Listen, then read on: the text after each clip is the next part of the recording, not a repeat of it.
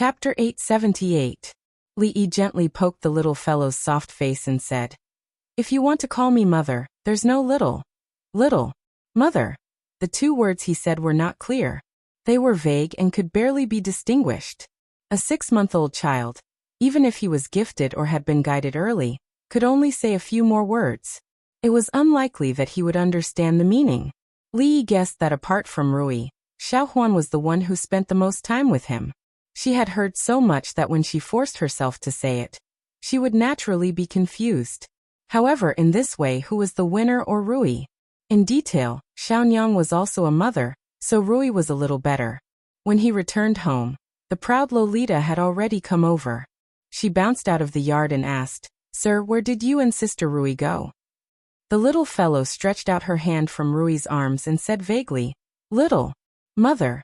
Li remembered that when he made the bet with Rui, the proud Lolita was the referee, so she was the one to announce the final result. The proud and pampered Lolita's eyes spun as she said, "But little Duaner didn't call out father or mother." "Sir and big sister Rui didn't win." Li pinched her face and asked, "Neither of us won, so who won?" "If neither of us won, then of course the referee won."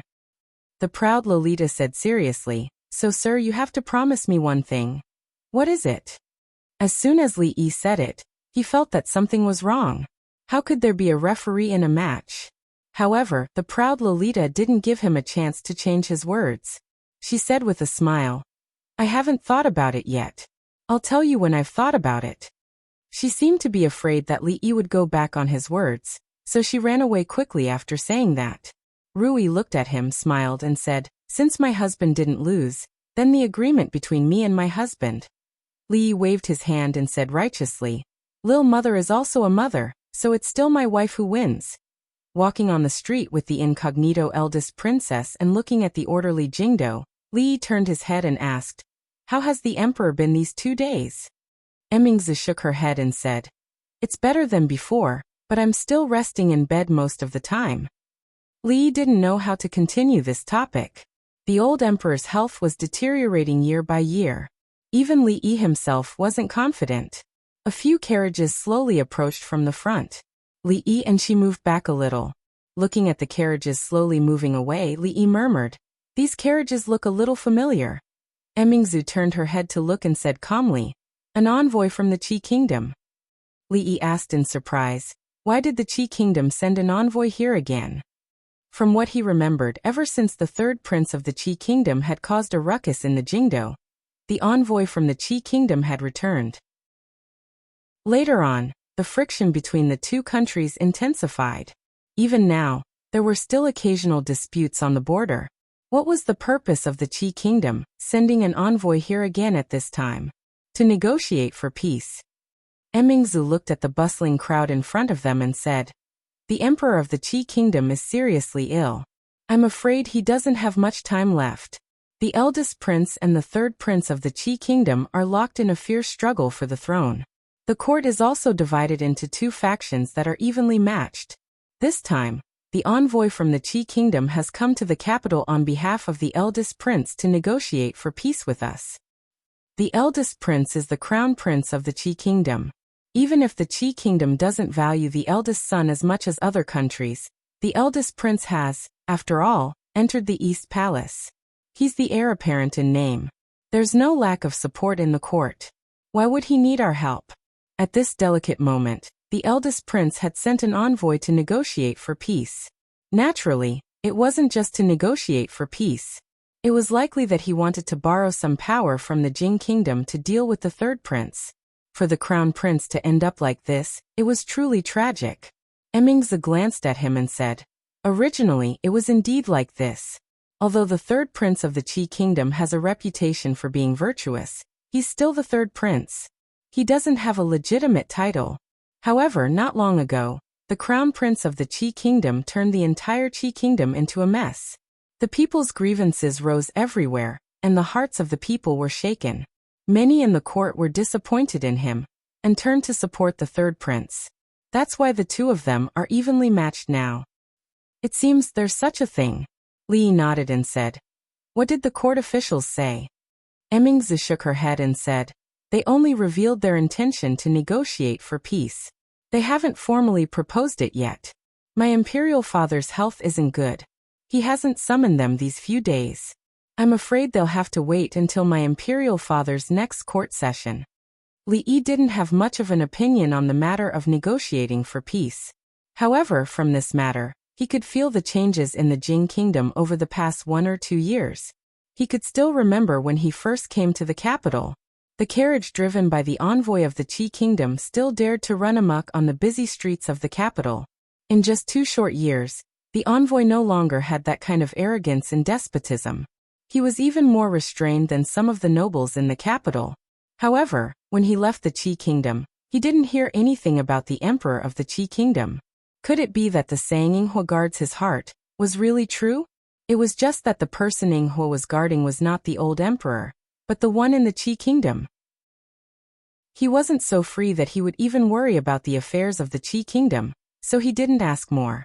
This time, the princess went out incognito to see the suffering of the people. At the same time, she also went home to get a meal and spar with Mississippi Liu. In the last few spars, Mississippi Liu had always been slightly better. She was usually busy with political affairs, so it was impossible for her to practice martial arts every day like Mississippi Liu. Occasionally, she would spar with him. Perhaps she had even learned something from it and progressed quickly. Of course, in this way, the eldest princess had lost both in person and in spirit.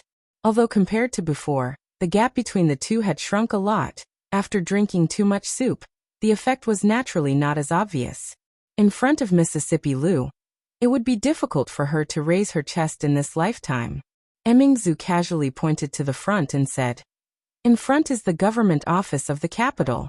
Let's go in and take a look." Li nodded. He hadn't seen County Magistrate Liu for a long time.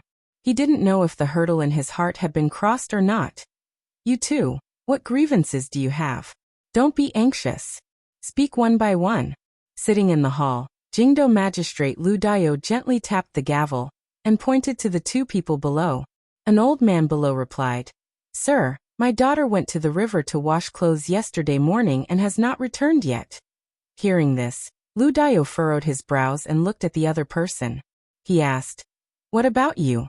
Why did you report the case?" The man's expression was sorrowful as he said, "My lord, this commoner's wife returned to her parents' home 3 days ago and hasn't returned since. This morning, this commoner went to her in-laws' home to inquire, but they said that they had never seen her. My lord, you must uphold justice for this commoner.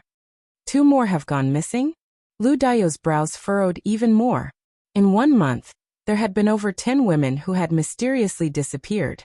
He was about to open his mouth to ask more details when his eyes flickered and his body suddenly shook. He quickly walked out and bowed. "Greetings, Your Highness, Sir Li." Prime Minister Qin walked out of the door and said to an elegant young man, "After you go back, help me bring a message to the Grand Tutor. Tell him that in 2 days, I will come to visit him." "I will certainly bring the message." Chu Ping bowed and said, "I will remember Prime Minister Qin's teachings. I will take my leave today." Prime Minister Qin nodded and said, "Qin Yu, go see Chu Ping off." Qin Yu walked forward and extended his hand. "Brother Chu, please." Chu Ping looked at him and smiled. "Thank you, Brother Qin Yu." Chu Ping walked first and Qin Yu followed behind him.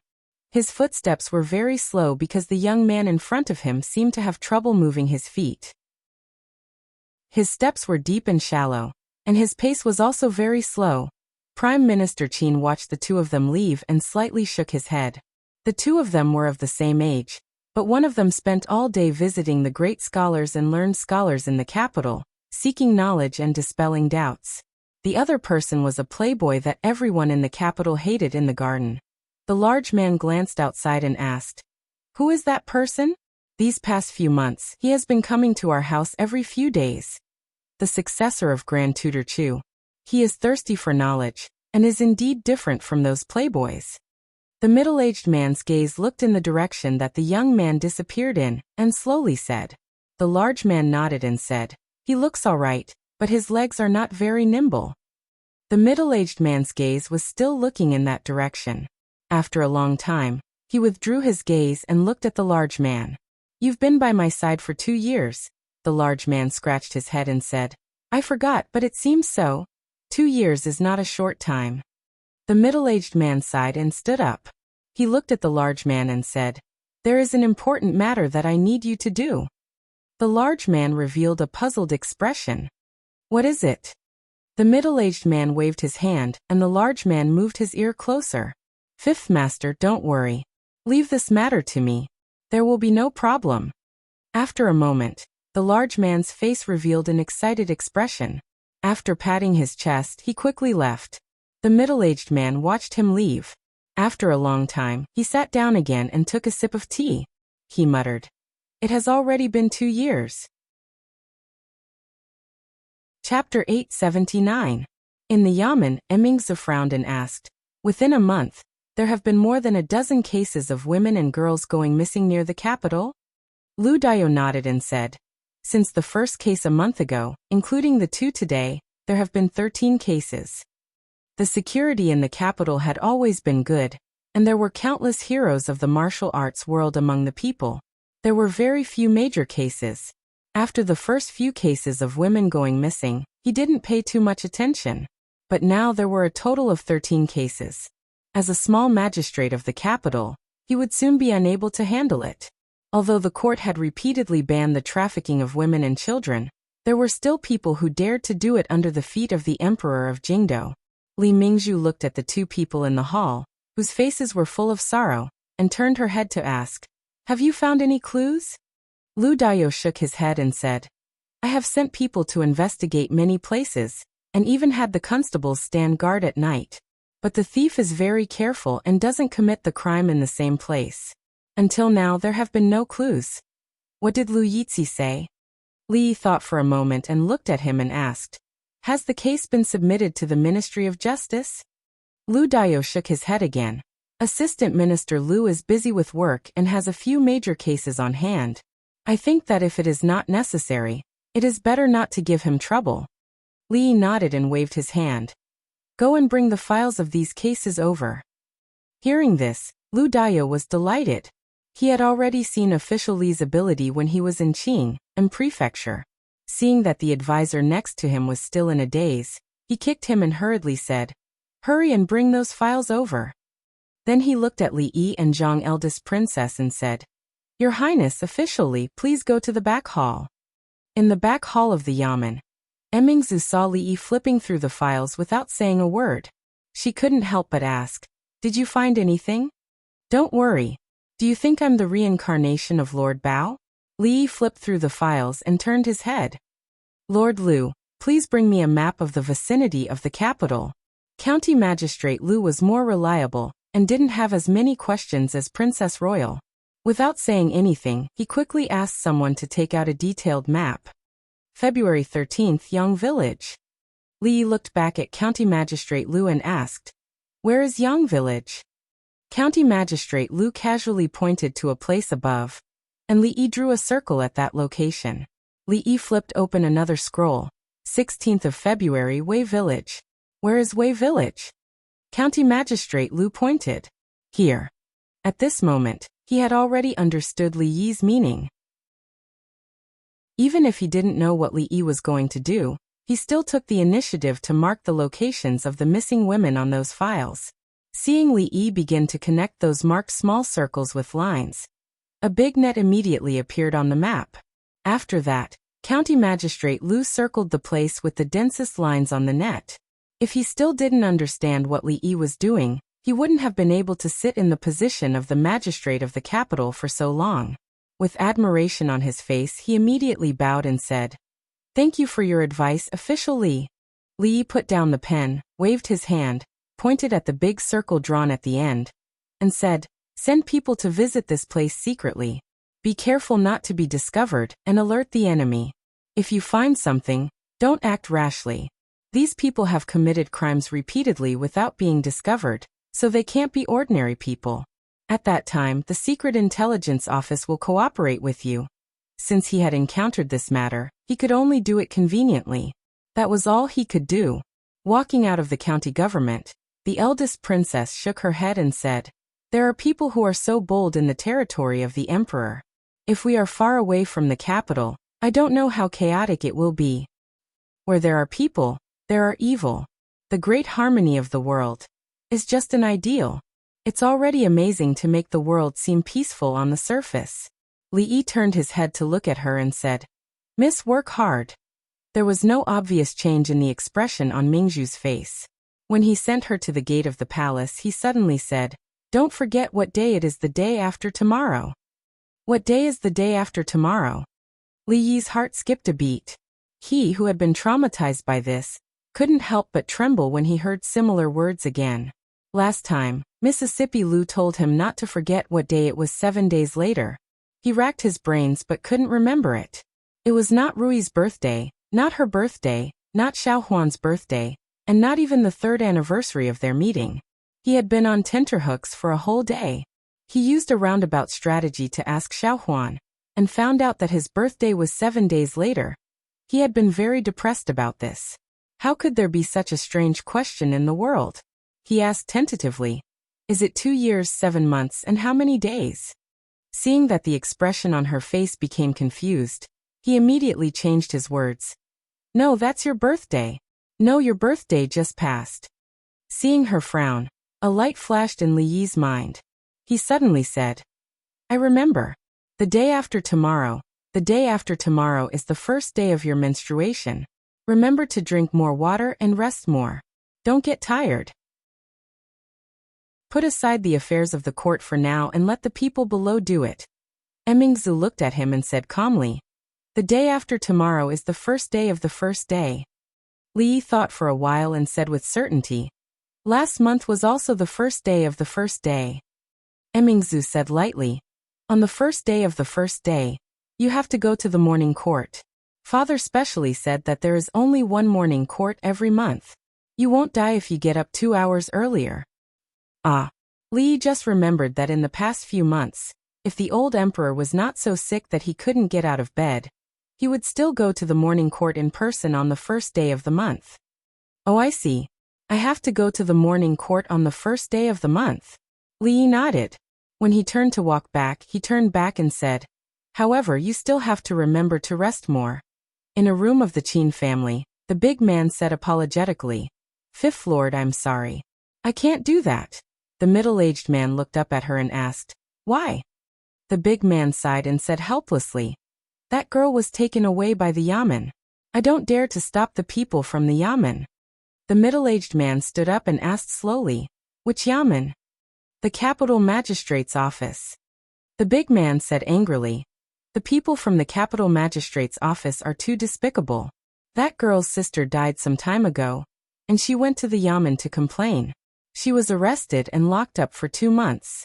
She was only released for 4 hours, and then she was taken back again. They said that she stole something from the magistrate. Isn't this nonsense?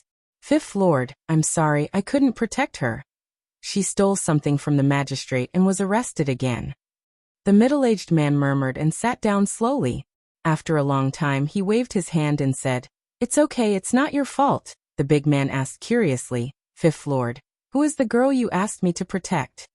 The middle-aged man sighed and said, She is a pitiful person. The big man nodded repeatedly. She's quite pitiful. Why don't those officials have any sympathy? The middle-aged man waved his hand casually.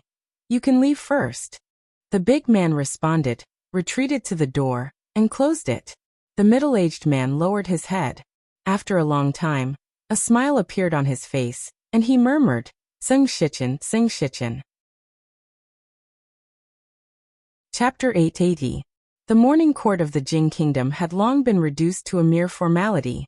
There were 3 provinces and 6 ministries to maintain the operation of the imperial court. In fact, there was no need for an emperor. Some important decisions could not be decided by the subordinates, and the eldest princess would be the judge. If even the eldest princess could not make a decision, she would have to ask the old emperor for his opinion. On the first day of every month, the ceremonial morning court would be held. If there was nothing very important, the old emperor would only show up for a short while. Her Highness the Princess, who assisted the government, sat on the lower left side of the old emperor to distinguish her status. But now, The position where Li Yi stood in the court could no longer be leaned against the pillar. His position was only behind the two prime ministers, and was equal to the ministers of the 6 ministries. Listening to the reports of the officials in the court, Lin Mingyao felt a little sleepy. Suddenly, he heard the sharp and thin voice of a eunuch. Summon the envoy of the Qi kingdom for an audience. These days, the envoy of the Qi kingdom had been very well behaved in the capital city. He was so well behaved that he did not seem to be the envoy of the Qi kingdom. But according to the rumors they revealed, this time they came to seek peace. It was normal for them to be well behaved. The envoy of the Qi kingdom stepped into the main hall. After standing still, he bowed and said in a loud voice, "Greetings, Your Majesty." The envoy of the Qi kingdom had a proper attitude and a humble expression, which made the officials of the Jing kingdom feel refreshed. Because of the great power of the Qi kingdom, even when the envoy was sent in the past, his attitude was extremely arrogant in the presence of the emperor and ministers of the Jing kingdom. Compared with his attitude now, it was like the difference between cloud and mud. And the reason for all these changes was very clear in their hearts. The Qi kingdom and the Zhao kingdom had repeatedly invaded the border. Each time, they were beaten back by the generals and soldiers of the Jing kingdom. After losing several cities, the Zhao kingdom finally calmed down and quietly retreated. The envoy who was sent to discuss the redemption of those cities was still hanging in the office of the Chamberlain of Dependencies. The envoys of the Qi kingdom got straight to the point. After a few ceremonial words, they went straight to the point. The gist of it was that the Jing kingdom and the Qi kingdom were neighbors. How many people would die and how much money would be wasted if they were to fight each other all the time? How much money would be wasted? How about the two kingdoms shake hands and make peace from now on? They would respect each other's sovereignty and territorial integrity, not invade each other's territory, and not interfere with each other's internal affairs? They would be equal and mutually beneficial, and they would coexist peacefully. As soon as he said this, not only did Emperor Jing stand up from his throne, but the court was also in an uproar. The biggest foreign threat of the Jing kingdom was the Qi kingdom. The two kingdoms had been fighting for decades, and the Jing kingdom was the weaker one. Over the past decades, the Qi kingdom had asked for peace several times, paying a heavy price for it. This time, it was the Qi kingdom's turn to ask for peace. This was the first time.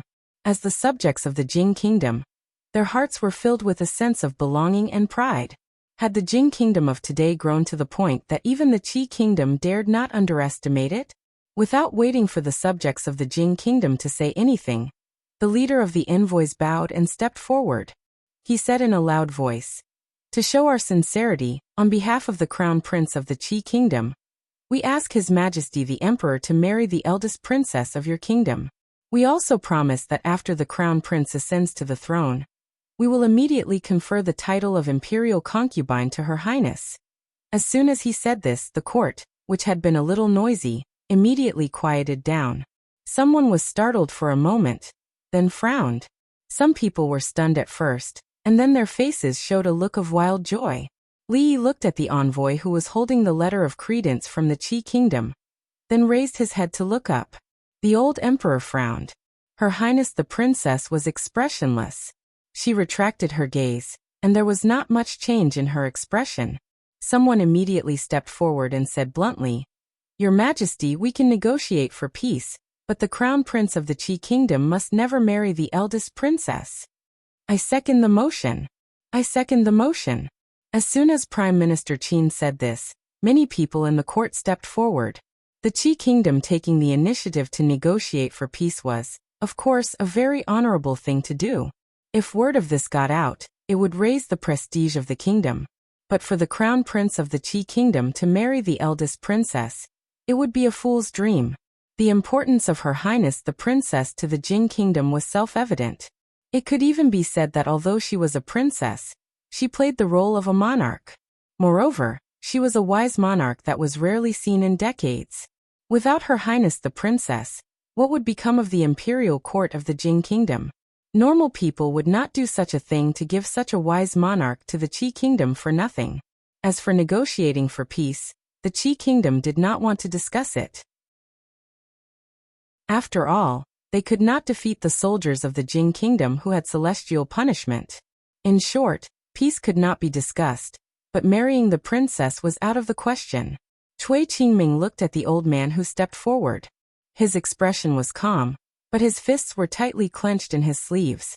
He tilted his head to look, and an official stepped forward and said, "Your Majesty, if the two countries go to war, how many people will be plunged into misery and suffering?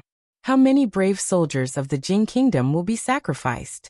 Now that the Qi kingdom has proposed to negotiate for peace, it is a blessing for the people. I hope that your Majesty will reconsider." After this official spoke, many people stepped forward to agree. Both sides stuck to their own views and argued endlessly. Emperor Jing put down the letter of credence and pressed his hand down. The imperial court immediately returned to silence. "We can negotiate for peace, but don't mention the marriage proposal again," he said plainly, showing his most obvious attitude. The envoy of the Qi kingdom raised his head and said, "Negotiating for peace is a matter that benefits both countries. The Qi kingdom has shown enough sincerity. Your country should also show some sincerity, right?" As soon as he said this, all the officials in the imperial court looked at the envoy of the Qi kingdom with unfriendly gazes. The envoy of the Qi kingdom was implying that if the Jing kingdom did not marry the eldest princess to the Jing kingdom and did not show enough sincerity, then there was no need to discuss the peace. "Your Majesty, this matter is beneficial to the people. Please reconsider. Your Majesty, don't let the people be plunged into misery and suffering again. Your Majesty, please think of the people of the Jing kingdom and the soldiers at the front line." When a few more people stepped forward, Emperor Jing frowned and looked at a certain place below. Li stepped forward at the right time and looked at those people. He asked, "Accepting the Qi kingdom's negotiation for peace and marrying the eldest princess to the Jing kingdom is to save millions of people and prevent the people from being plunged into misery and suffering?" The leader of the group scoffed coldly and said, "If it can prevent the war between the two countries, why not? Then in the end, can it be avoided?" Li looked at him and then at the people around him. He asked again, "The Jing kingdom and the Qi kingdom have negotiated for peace so many times. Did they really achieve what this lord said?" The official was speechless. If negotiating for peace was really useful, it would have been enough to negotiate for peace once. The envoy of the Qi kingdom would not have appeared in the hall now. Li looked at the courtiers in the hall and said, "Everyone knows that the Qi kingdom has the heart of a tiger and a wolf. They have abandoned the treaty more than once. What credibility do they have? Moreover, your Majesty is ill and the eldest princess is assisting you in ruling the country. This is a critical time. How can you marry the Qi kingdom? Moreover, the crown prince of the Qi kingdom has lost the support of the people and may not even be able to sit on the throne. What right do you have to make such a promise?" "Haha, you're right. Old General Shui laughed and walked out. He said, "Sincerity? What sincerity do you want? Do you want Tianfa?" Another old general walked out and laughed. He said, "The Qi kingdom is the invader. What's there to talk about negotiating for peace? If you want to retreat, do it quickly. If you want to fight, the soldiers of the Jing kingdom will not be afraid of you." Prime Minister Shun stood out and nodded. He said, "Your Majesty, I think Dr. Li is right." The Minister of War Yanbing stepped forward and said, "I agree." The Minister of Revenue, Qin Huan, stood beside him. "I agree." The Minister of Left Minister, Dong Wenyin. Those who stepped forward were all important courtiers in the imperial court. The two prime ministers had the same opinion. The Shen family and the Wang family were also standing behind Jin Ziguanglu. The opinions of others were actually insignificant. Cui Qingming looked at the row of people standing in front of him. He clenched his fists so tightly that his nails dug deep into his palms. Soon he loosened his fists helplessly. Regarding the negotiation for peace with the envoy of the Qi kingdom, the opinions of the big shots in the imperial court were unanimous. Peace could be negotiated, but marrying the eldest princess was out of the question. If it worked, they could negotiate. If it didn't work, they could get out. The Qi kingdom was still the Qi kingdom of the past. But the Jing kingdom was no longer the weak Jing kingdom of the past. Li ate a mouthful of egg fried rice. He looked at the eldest princess and said, You are right. The negotiation for peace with the envoy of the Qi kingdom is fake. They want to use this opportunity to get the help of the Jing kingdom to help the eldest prince ascend the throne. Emingzu held the wine cup, but she didn't eat. She didn't seem to be in a good mood. She looked at him and asked, "What do you think about the peace marriage?" Li Yi thought for a while and said, "Peace marriage. Discord is moral integrity. Peace is also a diplomatic method. As for how I think about it, it can't be generalized. This is what you usually use to fool father." Emingzu swirled the wine cup and said, "I want to listen to your heart." Heart. Li Yi raised his wine cup and clinked it with her. He said without hesitation, "I don't care if it's the Qi kingdom or the Zhao kingdom. Of course, I won't let you marry them." Chapter 881. The emperor and ministers of the Jing kingdom had firmly rejected the proposal of the envoy from the Qi kingdom. There was no hesitation, which meant that there was no room for negotiation. The eldest princess was not only the eldest princess. She also knew many secrets of the Jing kingdom, including Tianfa, which could not be known to outsiders. These secrets could never be leaked to the Qi kingdom. Not to mention that the current situation in the court depended on the princess. Without the eldest princess, the construction of the academy would come to a standstill. The implementation of the marriage policy would also encounter huge obstacles. The envoy from the Qi kingdom did not propose any more peace talks. The morning court session ended on bad terms. After returning to the office of the Grand Herald, he was not in a hurry to leave, as if he still had a glimmer of hope. As the current leader of the Cui family, Cui Qingming's face darkened the moment he stepped out of the palace. The envoy from the Qi kingdom is seeking peace with the intention of marrying the eldest princess. This is an opportunity that we cannot miss. We cannot let it go like this. After hearing the news, a man from the Cui family walked out anxiously and said hurriedly, "Li Yi, this kid has already grown up." Cui Qingming pressed his palm heavily on the table and murmured, "You didn't see the scene in the court today. Just relying on the remaining power of our Cui family in the court is no longer enough to contend against him." But as soon as the man spoke, someone hurried in and said, "There is news from the palace. Her ladyship sent a message."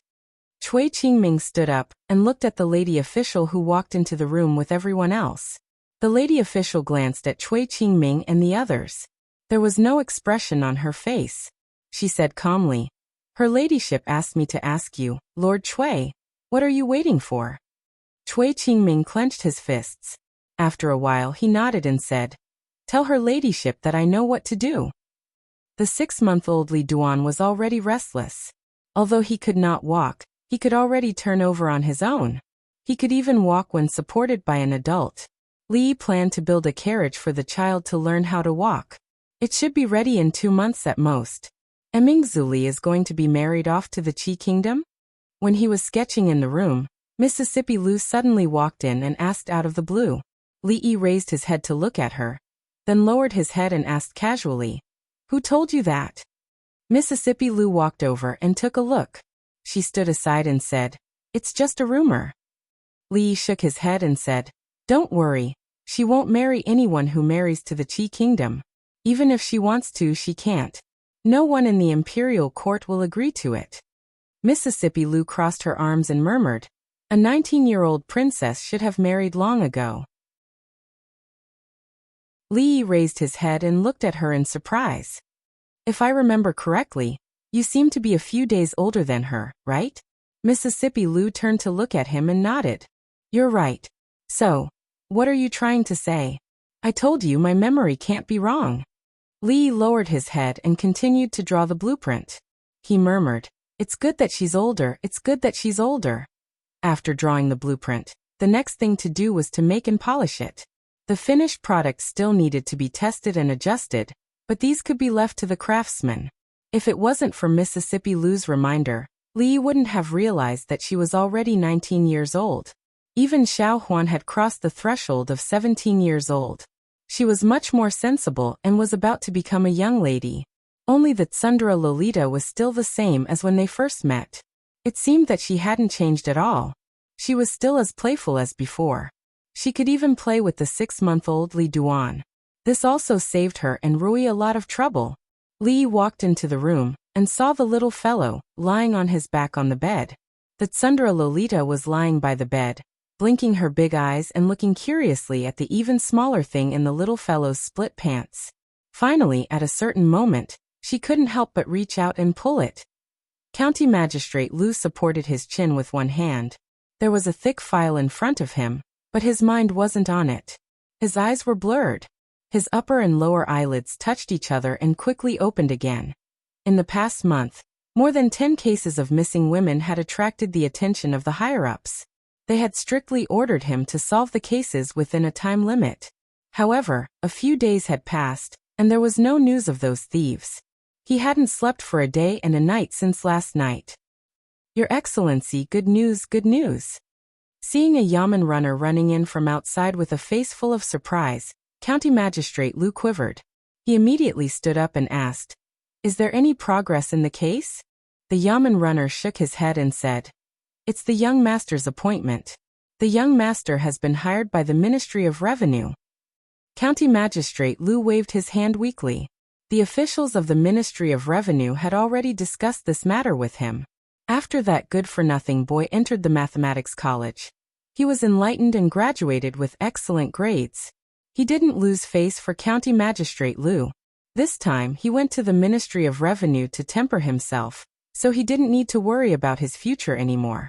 He waved his hand and said, "I see. You can go now." He was so sleepy that he lay on the table and planned to rest for a while. Not long after he closed his eyes, a thunderous voice rang in his ears again. "Your Excellency, good news." County Magistrate Lu patted the table and didn't even bother to open his eyes. He said, "Okay, I see. You can go now. I'll sleep for a while." After lying on the table and closing his eyes for a while, he felt a little refreshed. He picked up the file and was about to read it.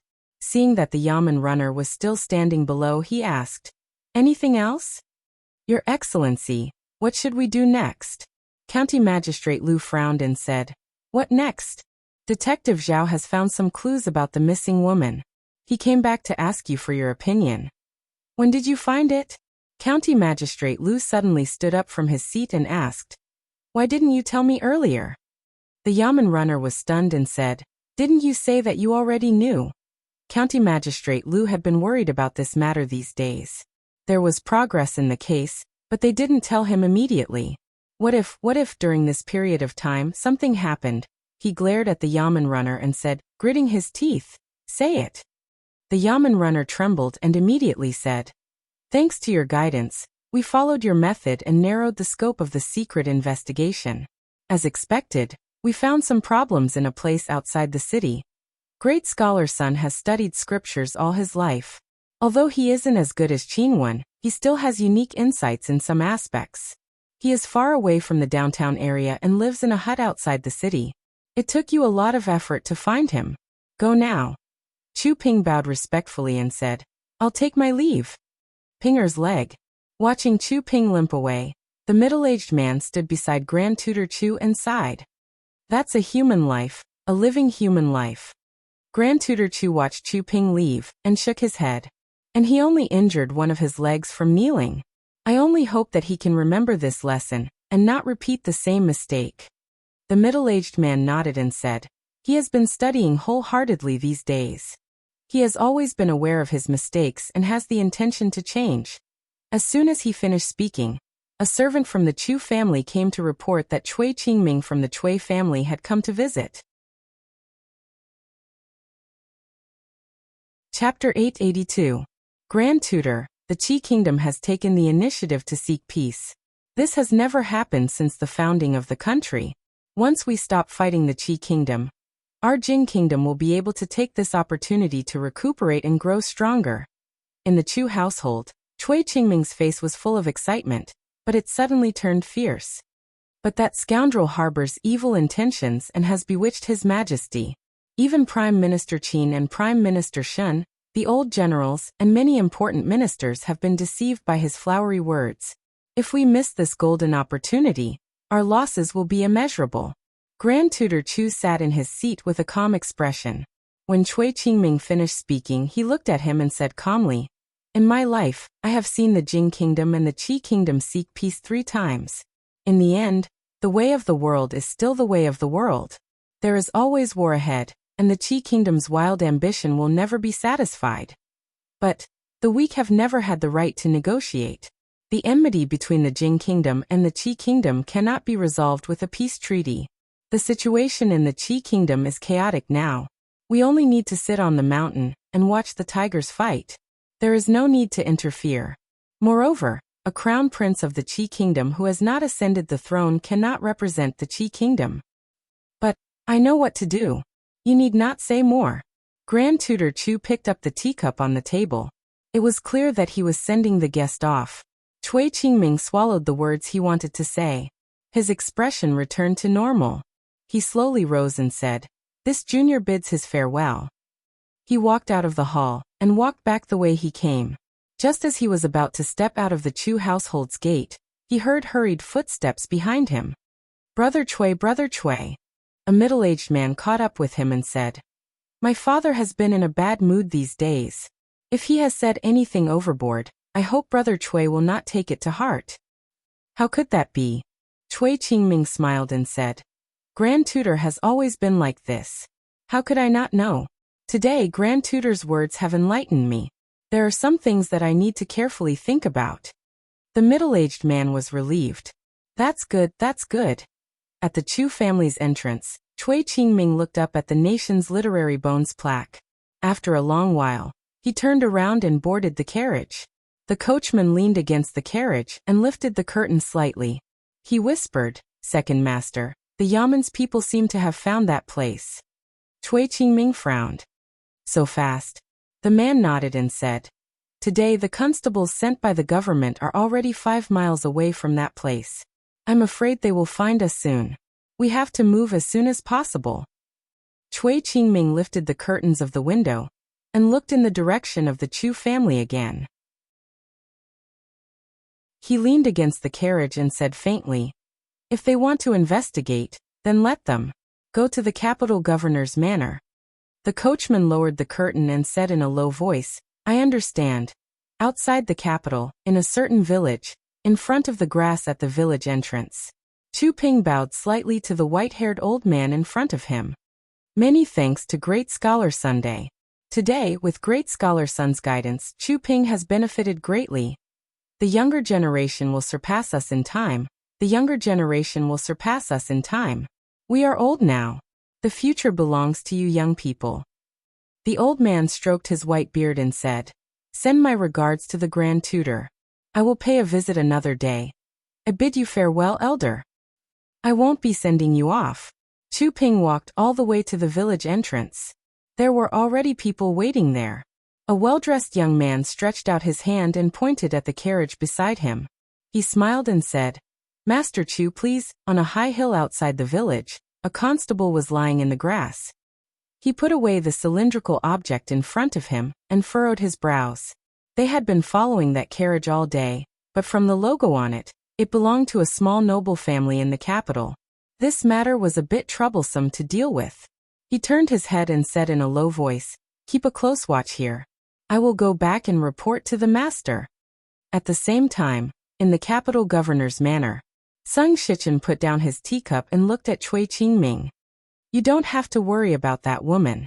To prevent her from causing trouble outside, I have already locked her up in prison. As long as we find a reason, she can be locked up like this." Cui Qingming nodded and said, "The matter I mentioned just now, don't worry. I will also have people keep a close eye on that place. There won't be any delays. This matter is very important. I will leave it to Brother Tsung." Sung Shichen looked at him and said solemnly, "Brother Cui can rest assured that I will handle this matter. Bide your time." Li Yi crumpled a piece of paper into a ball and threw it into the lake.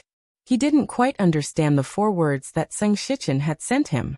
The arrival of the Qi Kingdom's envoy to the capital was a great opportunity that couldn't be more obvious. Inciting public opinion, colluding with the court officials to force the abdication of the throne, pressuring the emperor, and so on. With a whole set of gifts, The Chui family and their accomplices were almost finished. But if others didn't make a move, it wouldn't be good for him to make the first move. In this way, Lord Tseng's words of "bide your time" seemed a little out of the blue. He didn't finish his words, and this half was unclear and vague, which was really annoying. Her Royal Highness threw a stone at the lake, leaving a long mark on the surface of the lake. It flew to the other side and disappeared. She asked casually, "This time, what other reason can they think of?" Li Yi imitated her and threw a stone. The stone sank into the lake with a thud. "I don't know." He shook his head and thought for a moment. Suddenly he said, "Why don't we be a little more ruthless?" Emingzi looked at him and asked, "How ruthless?" Li Yi pointed at the ripples on the surface of the lake and said, "Take advantage of the quiet night, when the moon is dark and the wind is strong, and send a few masters to kidnap Cui Qingzi, Cui Qingming, and a few other important figures of the Cui family. And then?" Li Yi threw another stone into the lake. Emingzi looked at the ripples on the surface of the lake and asked, "What if Grand Tutor Chu stands out and opposes?" Another thump came from the surface of the lake. "Noble consort Cui? What about all the opposing officials in the court and all the people in the world?" "Then forget it." Li Yi shook his head and lay on the lawn with his hands behind his head. He sighed and said, "In this way, the fish in this lake can't be eaten in the future. Therefore, this kind of thing couldn't be rushed." Her side still had to take the righteous side, and basically could only rely on the other side to court death. This was very passive and not easy. As a friend, he did this for her. If she didn't reward him with a very, very high official title in the future, even the heavens wouldn't be able to bear it. Emingzi knew that he was just joking. She imitated him and lay on the lawn with her hands behind her head, looking at the blue sky. At this moment, all the heavy court affairs seemed to be completely erased from her mind like the cloudless sky. Li Yi turned sideways and was about to say something. His mouth opened halfway and his whole body froze. When she lay on the lawn with her hands behind her head, the clothes on her chest tightened, revealing a seductive curve. The two of them were very close to each other. Because of the perspective at this moment, Li Yi couldn't tell who was the winner between her and Mississippi Lu. In the small pavilion in the lake, Li Xian sighed. He always felt that there was something between Li Yi and Emingzi that he didn't know besides the love between a man and a woman. Unfortunately, the two of them denied it every time. He couldn't get any useful information from either of them. Beside him, the proud Lolita held her chin with her hands and looked in the same direction as him. She also sighed slowly. Chapter 883. What happened to the Peng family? Hearing Detective Zhao's words, County Magistrate Lu frowned and said, "He's just a county magistrate. How can he handle such a big thing?" Detective Zhao asked tentatively, "Then I'll take some people to the Peng family now?" "Wait a minute." County Magistrate Lu waved his hand and said, "Don't rush. Don't alert the enemy before there is conclusive evidence. A small noble was still a noble with a title of nobility. If it was the Peng family, it would be fine. Not to mention a county magistrate, even a duke would not be able to handle it. But if it was not the Peng family, it would be really troublesome to frame a noble for no reason." While he was thinking about it, a runner suddenly came to report that people from the capital government had arrived. County Magistrate Lu looked up and saw the leading official. He cupped his hands and said, "Lord Han." "Lord Lu." Lord Han cupped his hands and returned the greeting. Then he asked directly, "Is there any progress in the case of the missing girls?" County Magistrate Lu looked at him and nodded. He said, "There is some progress. We can almost determine where those girls were taken." "That's good." The man showed a hint of joy on his face and said, "Our superiors are pressing us, and the government is also under great pressure. Since you have found it, you should take action immediately and close the case as soon as possible, so as not to cause more trouble." County Magistrate Lu frowned and said, "But this case involves a county magistrate." Lord Han waved his hand and said, "So what? He is a county magistrate. He has committed such a heinous crime, and he can't escape the punishment of the law." He turned around and waved to a runner. "Go to the government and get more people here. Today, I will make sure that none of them can escape." County Magistrate Liu saw this and said no more. It was also a good thing for them to close the case earlier. The two governments took action at the same time. Naturally, the battle formation could be described as mighty. The constables of the government were in front, and the county magistrate followed. They quickly went out of the city gate. Everyone spread out. Don't gather together. Surround the Prung family from all sides. Lord Han said that no one can escape today. After the leader gave the order, everyone immediately dispersed. In a manner somewhere outside the capital, the guards at the entrance stood lazily, chatting with each other. Say, who do you think went in just now? To think that the second young master would personally accompany him. Who knows? One of them shook his head and said, but it must be a big shot in the city. Why do you think these big shots? Maybe. Those big shots like this. They've tried all kinds of things. It's inevitable that they want to try something new. Don't you think so? The person on the left said, but didn't get an immediate response from the person next to him. When he turned his head, he saw a knife pressed against the person's neck. A look of terror appeared on his face, and he was just about to scream when he felt a cold sensation on his neck. Don't talk. Lead the way. As the cold voice fell, there were noisy footsteps in the surroundings. The two Yamans had sent out dozens of bailiffs for this serious case. Although the Prung family had many guards and servants, they didn't dare to resist the officials. How could they resist? In a short period of time, everyone was chased into the courtyard. A few bailiffs entered the inner courtyard and kicked open a door. When they saw the injured woman tied up in the room, their faces were filled with anger. Put her down first, the leader of the bailiffs said. Immediately, two bailiffs walked over, untied the woman, and wrapped her in a blanket. Inside the room, the naked man was so scared that he couldn't even speak properly. He said in a trembling voice, What are you doing? The bailiffs picked up the whip beside him and whipped him in the face. He said angrily, Put him on and take him away. At the same time, the sound of doors being kicked open could be heard from every room in the inner courtyard. In the corner, a few bailiffs kicked open the door and rushed in. When they saw the man in the room, they were startled and blurted out, Young Master Chu, why, it's you again. Chu Ping looked back and threw the burning candle in his hand to the ground. He looked at the door indifferently. The bailiff's expression changed and immediately said, Quick, close the door.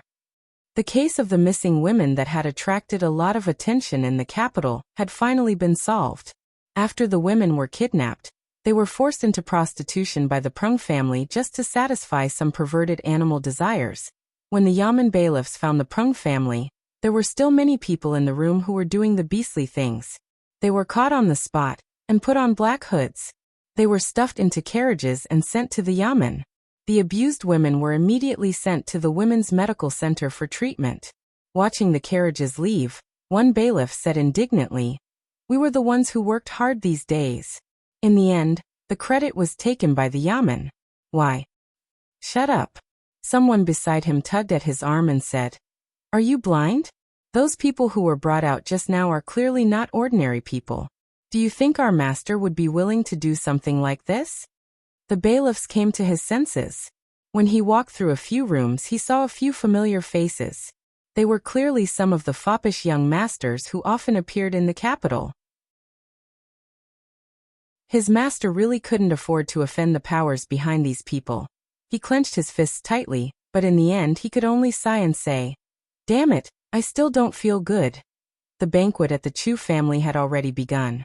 The middle-aged man looked at the empty seat below and said in confusion, Strange, it's already so late. Why hasn't Ping returned yet? Grand Tutor Chu said calmly, There are many things about Sun Zhongxiu that he can learn from. It's fine for him to come back later. The middle-aged man nodded and said, Ping has been working much harder than before. Just as he finished speaking, a servant ran in frantically and said in fear, Master, there's a letter from the capital Yamen. Something big has happened, something big has happened. The middle-aged man frowned and said, Just what happened? Tell me slowly. The servant handed over a piece of paper. After the middle-aged man finished reading it, he suddenly stood up from his seat and flipped over his chair. The dining table also shook violently. Soup splattered everywhere, and countless chopsticks fell to the ground. His face was pale. He gripped the paper tightly and murmured, "Unfilial son, unfilial son." Grand Tutor Chu slowly stood up and looked at him. He said, "Give me the letter." The middle-aged man held the letter, and a hint of hesitation appeared on his face. "Give me the letter," Grand Tutor Chu repeated. Hearing this, the middle-aged man could only respectfully hand over the letter. Grand Tutor Chu took the letter. At first, his expression was rather calm. However, not long after, his breathing began to quicken and he gripped the letter tightly. His eyes were bloodshot and his beard was trembling incessantly. The middle-aged man hurriedly walked over and gently patted his back. He said hurriedly, "Father, father, calm down, calm down. Don't be angry and harm your health. Bastard. The descendants of the Chu family have been upright for generations. How could we have produced such a bastard?" After a sorrowful voice, the middle-aged man cried out anxiously, "Father, father. Someone quickly go get a doctor." Chapter 884. That bastard. Where is that bastard now? Grand Tutor Chu had already woken up before the doctor arrived, and asked in a trembling voice. The servant replied in a trembling voice. The magistrate's office said that they did not reveal young master's identity. They should be sending young master home soon. As soon as he finished speaking, a servant announced that Lord Zeng and Lord Chui had come to visit. In the distance, a few figures walked over. At the very front were two middle-aged men, and behind them was Chu Ping, who was limping over. "Lord Grand Tutor, kneel." Chui Qingming had just opened his mouth when he was shocked by the furious Lord Grand Tutor, and swallowed the words he wanted to say. Plop! Chu Ping was expressionless as he knelt on the bluestone. "Bastard! How did our Chu family produce such a bastard like you?" Grand Tutor Chu's expression was somewhat ferocious as he raised his walking stick and fiercely struck Chu Ping's shoulder. "This old man will beat you to death today so that my Chu family's ancestors won't be humiliated." Chu Ping's body swayed, but he did not dodge. A cold smile appeared on his face as he said, "Then beat me to death. I'm a cripple anyway. It's a stain on the Chu clan's reputation. It's better if I die. Death is the end of all troubles." Grand Tutor Chu was stunned as he looked at the grandson he had raised since he was a child. He found that after only a few months, he actually did not recognize him. He raised his walking stick but did not lower it for a long time.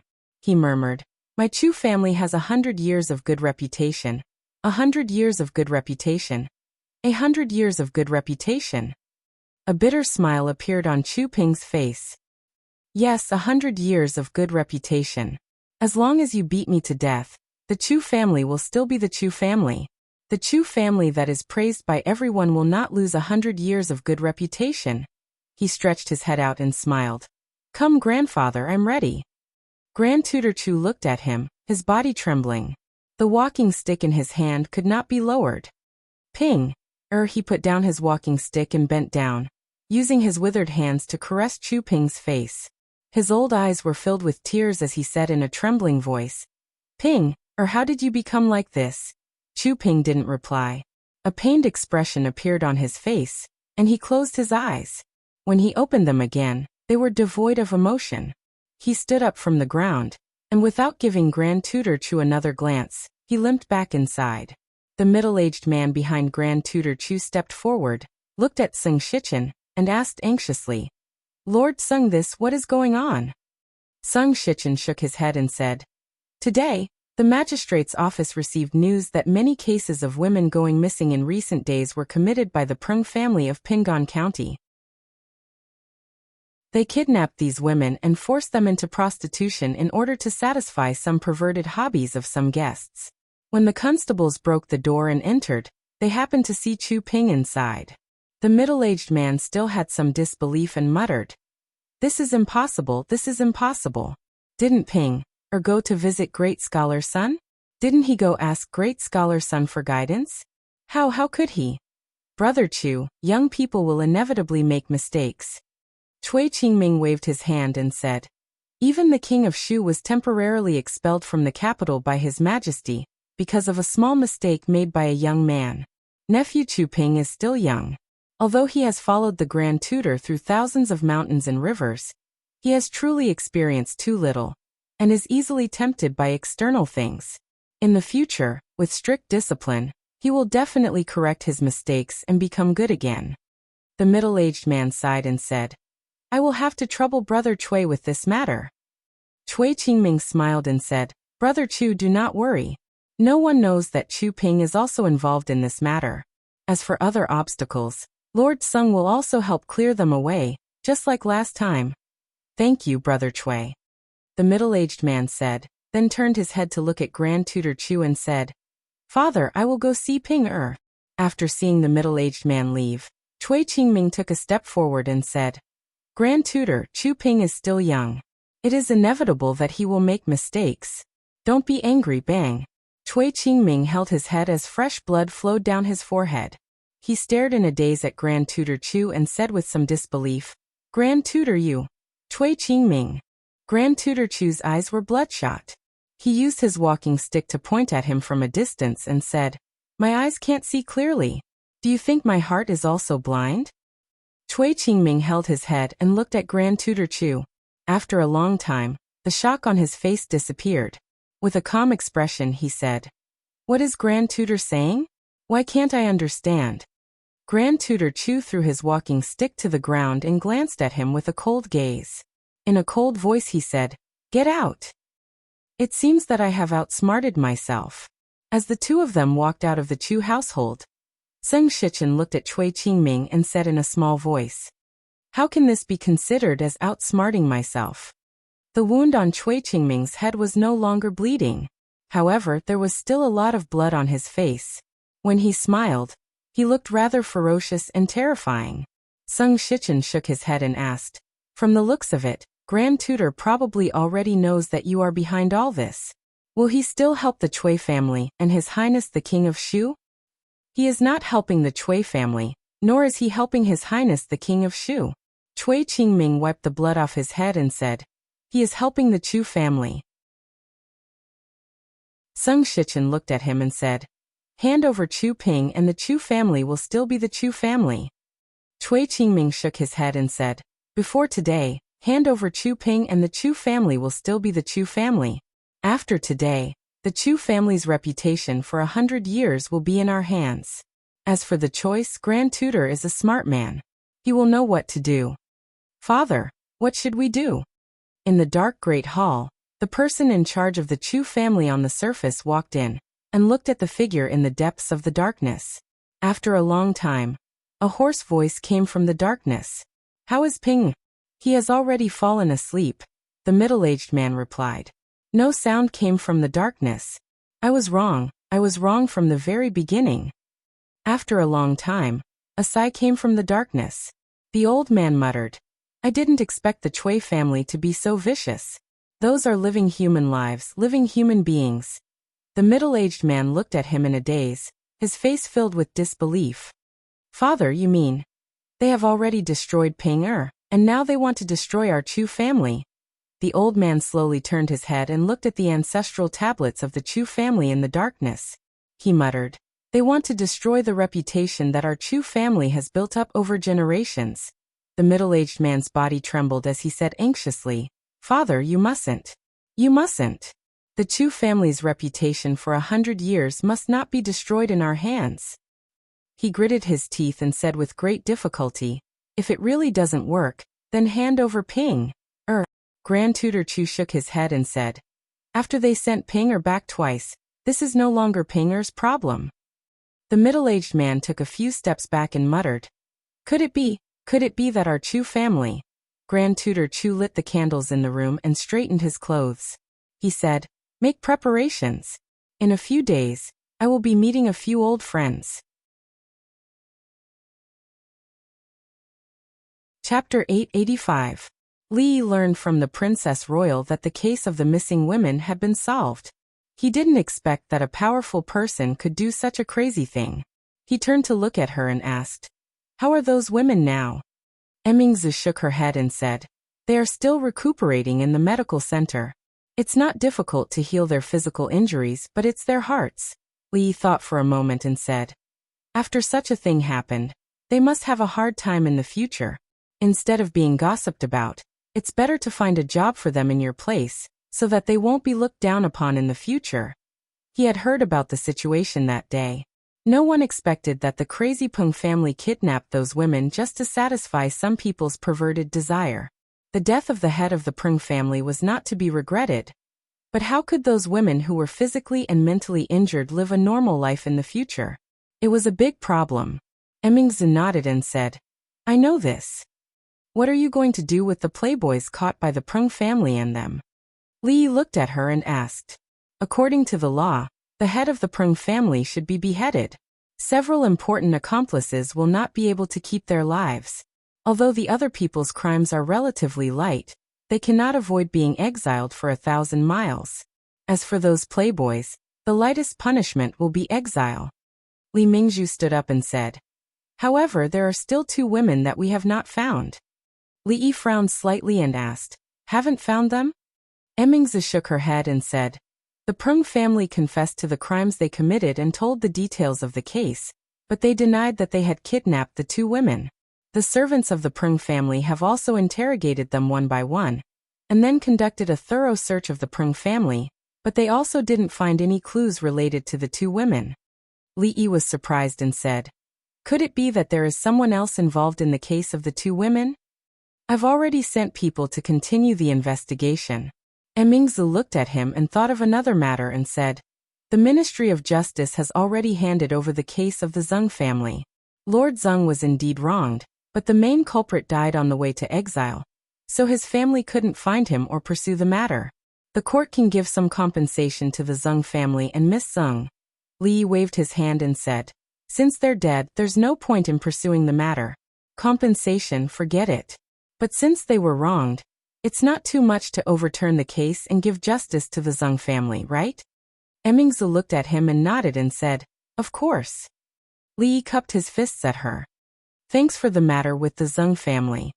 Li Mingzhu looked at him and asked, This thank you, are you saying it yourself or on behalf of Miss Zeng? Is there a difference? Emingzi thought about it for a moment and nodded. Li Mingzhu pondered for a moment and nodded. That's right. There's really no difference between the 2 of you. Li thought for a moment and said, Although it's an unjust case, without you I wouldn't have been able to get the court to admit the mistake. If it's Miss Zeng, the court has wronged her, so she doesn't need to thank me.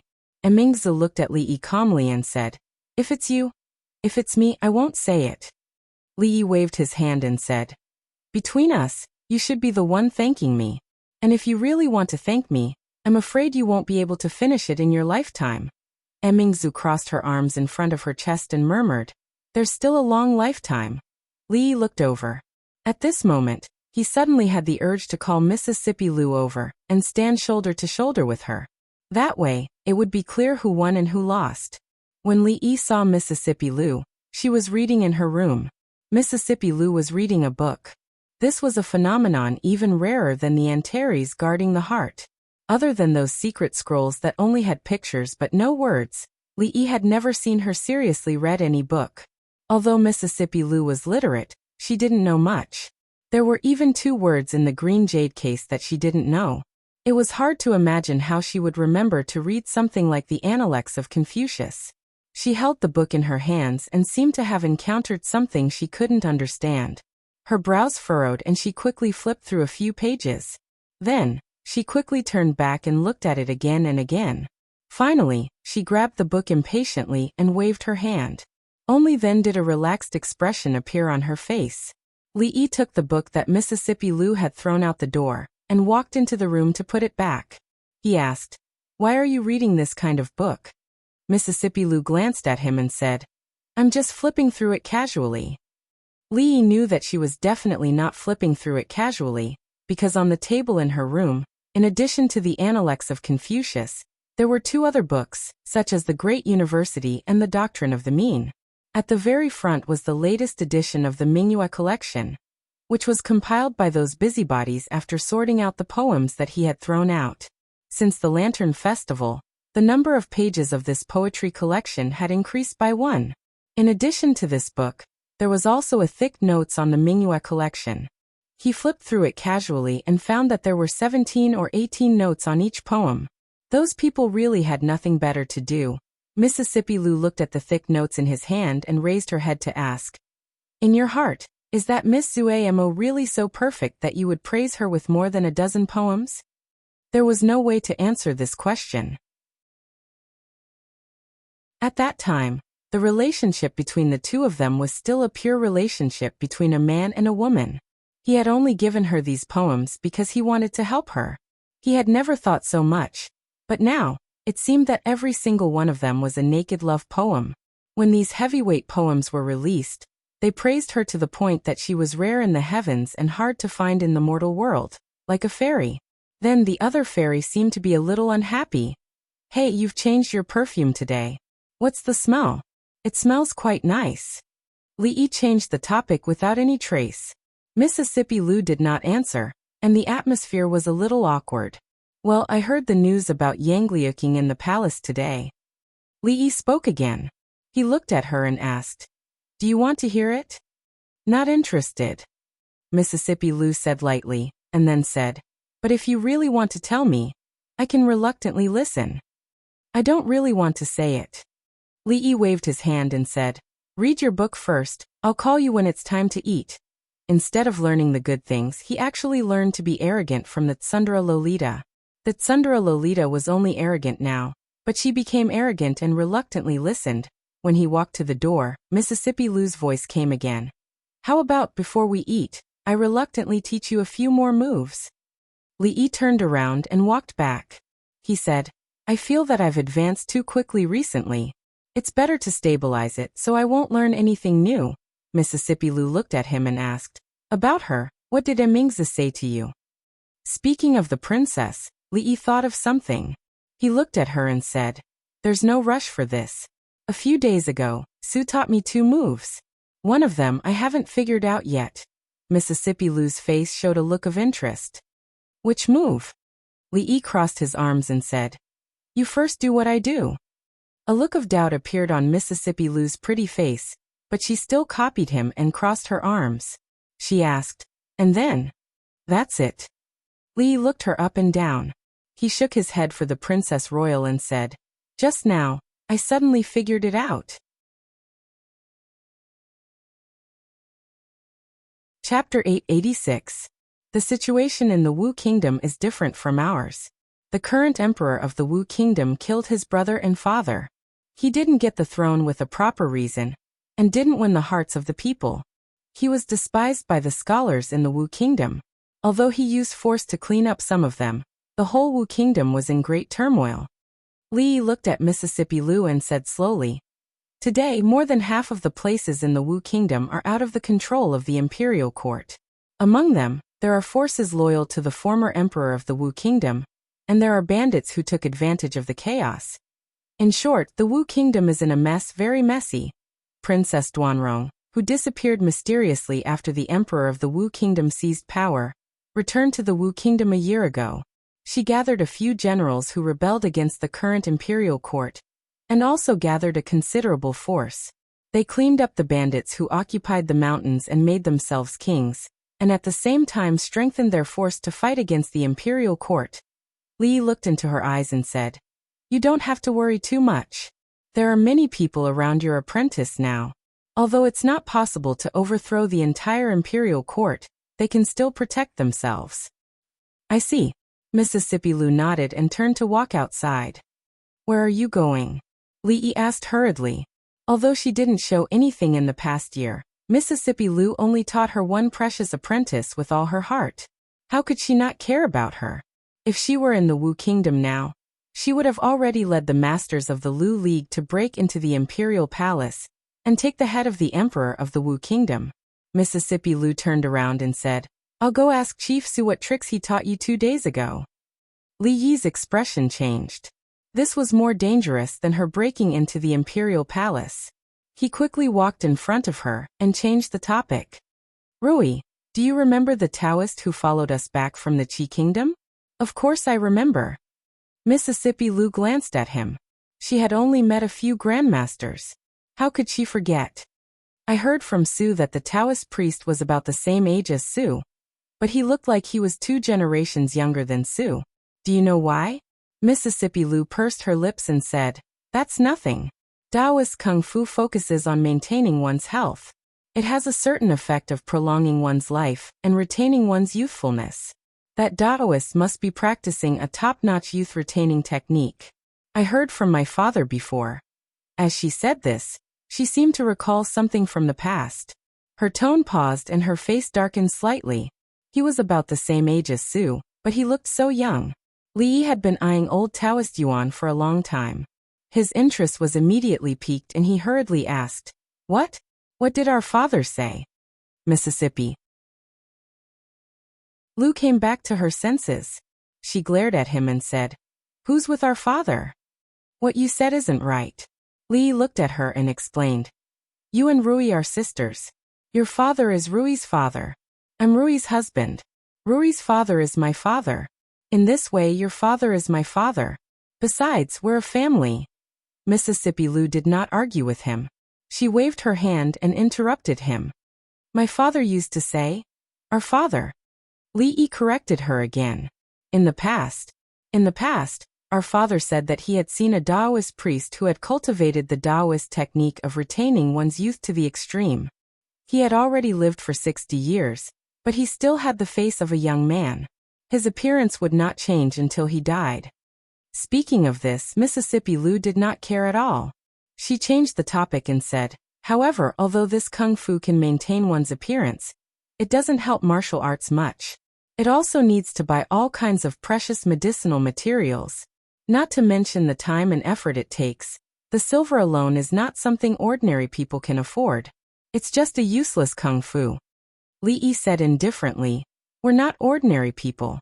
It's not a big deal to spend more money." Mississippi Lu frowned and said, "The silver is not the point. The point is that it's a waste of time.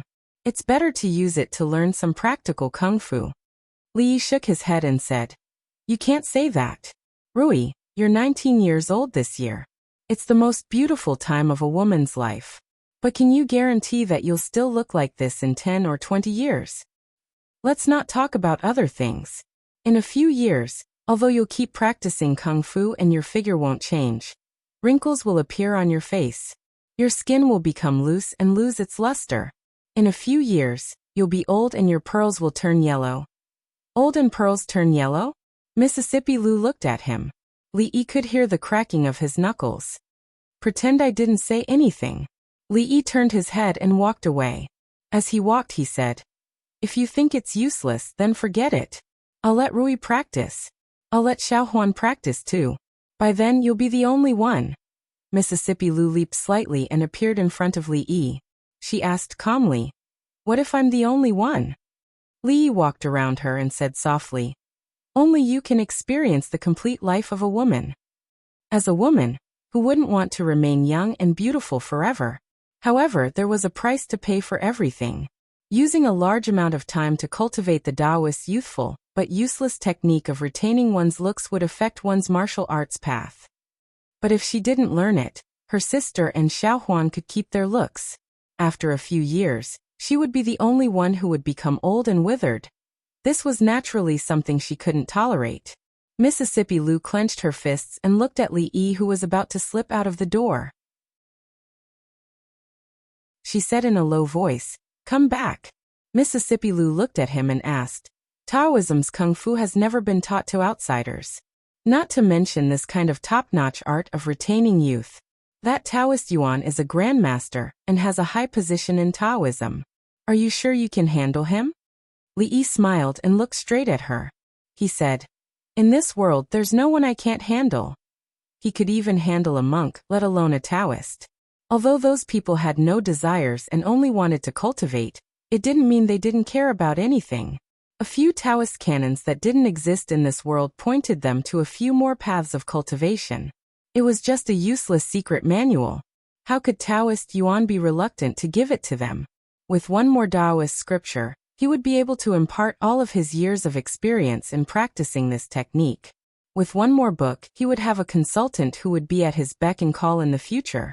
With one more book. In order to prevent Mississippi Lu from aging so early, Li Yi's hands were sore. "Take it." He tossed 2 booklets to her. One of them recorded the youth-retaining technique, and the other recorded the insights and experiences of old Taoist Yuan and the seniors of their sect when they cultivated this technique. It would allow people to take fewer detours when cultivating. Although Taoist Yuan wouldn't give him a fake one out of respect for the Lord of Tao and virtue, it was necessary to let Rui and second great-uncle examine it first. After watching Mississippi Lu go to Rui's room, he sat down at the stone table in the courtyard. He took out a few pieces of paper from his sleeve and opened them one by one. In the end, the Chui family couldn't sit still. This time they had to be wary of not only the Chui family, but also the Chu family. Ever since Grand Tutor Chu had returned to the capital, he had spent most of his time in seclusion. But recently, he had frequently visited the famous Confucian scholars near the capital. No one knew what they had talked about, but the scholars of the capital had frequently gathered, and there had been many movements. In the end, the Chu family still made a move. Even though they were already mentally prepared, they still felt a little complicated when it happened. Her Royal Highness was already very famous among the scholars in the world, but if they didn't target the princess? Grand Tutor Chu, Li crumpled all the papers into a ball and sighed softly. Mississippi Lu walked out of the room and looked at him. "Oh yes, there's one more thing. I asked, but Chief Su said he didn't teach you any techniques." "Ah, he didn't." Li looked surprised. After a while he nodded and said, "Oh, if he didn't, then he didn't. Maybe I remembered wrongly." Chapter 887. In the pavilion in the middle of the lake, Li was cracking melon seeds. Occasionally, he would throw a few melon seeds into the lake to attract a few fish. The proud Lolita, with her sharp eyes and quick hands, caught them with a small net. She then quickly ran to her private courtyard and put them in a transparent fish tank. When only the 2 of them were left in the pavilion, Li Mingzhu stood up from the stone bench and said slowly, "Grand Tutor Chu has been going around these days. He has gathered some influential scholars and encouraged the scholars in the capital and the vicinity of the capital to write a letter to ask Father to recall the King of Shu from Shuzhou and have him enter the Eastern Palace to preside over the court." "What did His Majesty say?" Li Yi had already peeled a plate of melon seeds. He picked up the plate and gestured to her. Her Royal Highness took the plate and gathered all the melon seeds that he had spent a long time peeling into her hands. Li Yi secretly swallowed a mouthful of saliva and wondered if he had expressed the wrong intention just now. When he handed the plate to her, he clearly wanted her to pinch a few seeds as a gesture. The princess ate all the melon seeds in a way that made Li Yi envious. Then she said, "Father has not expressed his opinion, but this matter has greatly affected the scholars in the capital. It is not a long-term solution to leave it like this. Moreover, Grand Tutor Chu has already begun to visit some officials in the court. It should be for this matter. Many of those people were his students. After all, they have a righteous cause, and Grand Tutor Chu has personally come forward, I'm afraid." The same method used by the Chui family and Grand Tutor Chu had a completely different effect. After all, the latter was simply the benchmark in the hearts of the scholars of the Jing Kingdom. With a casual wave of his hand, countless people would echo him. There were peaches and plums all over the world. To be precise, the old emperor was also one of those peaches and plums. Grand Tutor Chu's influence in the Jing Kingdom could no longer be described as 100 people at a single call. If it weren't for the fact that the King of Shu had made such a grave mistake, which could be described as a bastard or a rebellion, he wouldn't even need to make such a big fuss. All he had to do was stand out and make his stand clear. Naturally, countless people would follow him. But then again, Li Yi also felt that the old emperor treated the King of Shu and the Chui family differently from the other princes. It was even somewhat out of line with his usual style of doing things. They had been monarch and minister, or friends for so long, and there was a tacit understanding between the Chui family and the King of Shu. "Don't worry. You know His Majesty's temperament." Li Yi smiled and said, "What he has decided is not so easy to change." The Tsundere Loli had already released the fish, washed her hands, and ran over. As soon as she entered the pavilion, she asked Li Yi, "Sir, where are the melon seeds you peeled for me? I want to eat them all at once." Then she saw the empty plate on the table. "Sir," She pouted and looked at Li Yi with an aggrieved expression. Li Yi looked at Emingzu, and the proud Lolita followed his gaze to look at Emingzu. Emingzu stared blankly at Li Yi, and the proud Lolita's gaze shifted to him again.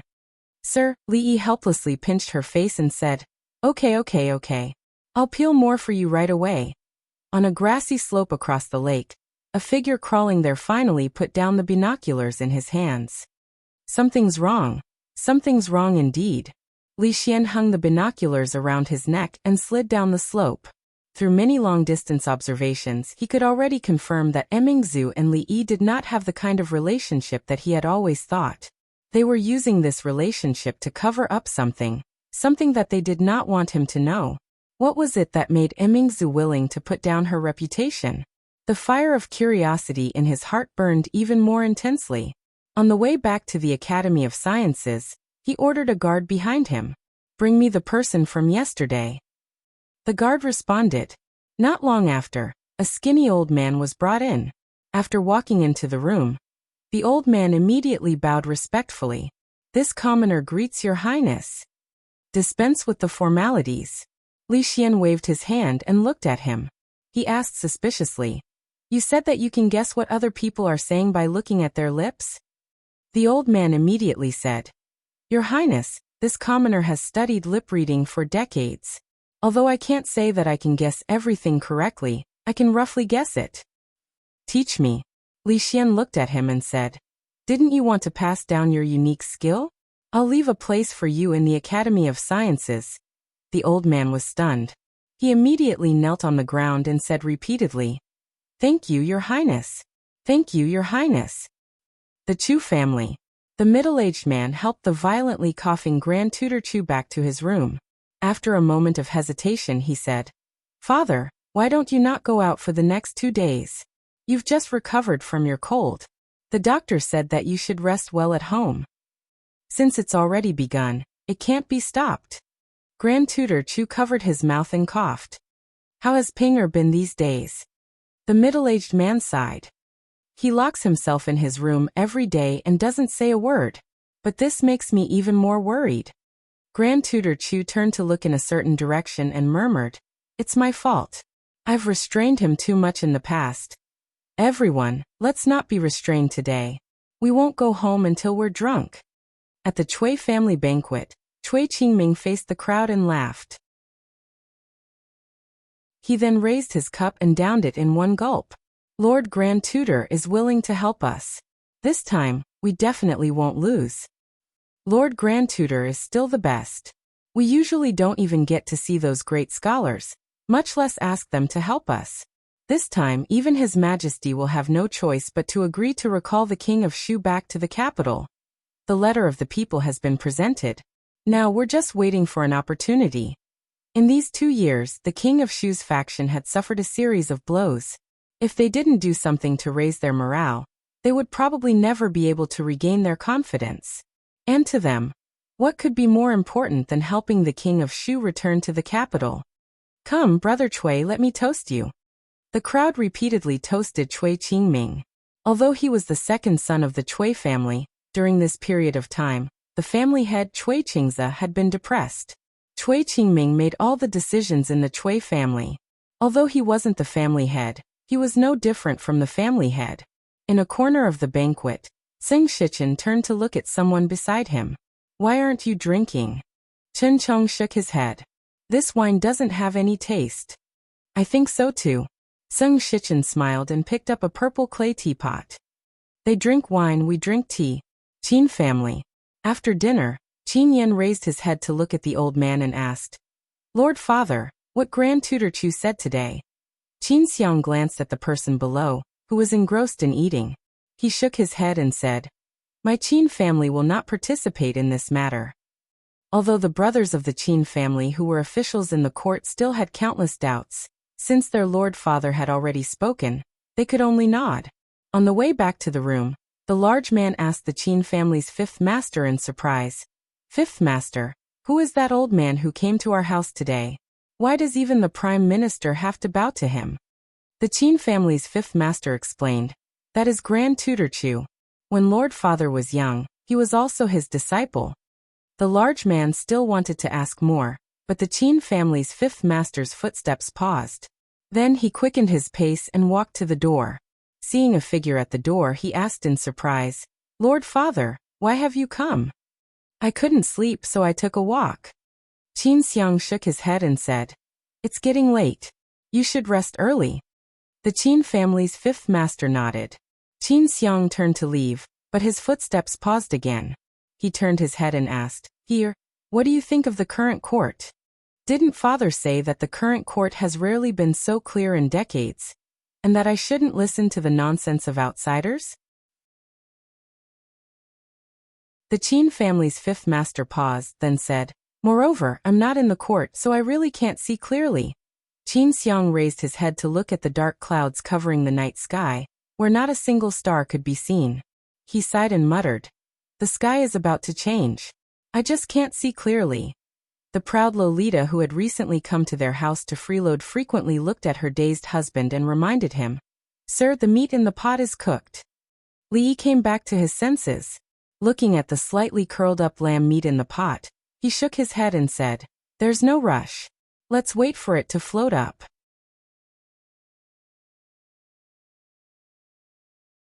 Chapter 888.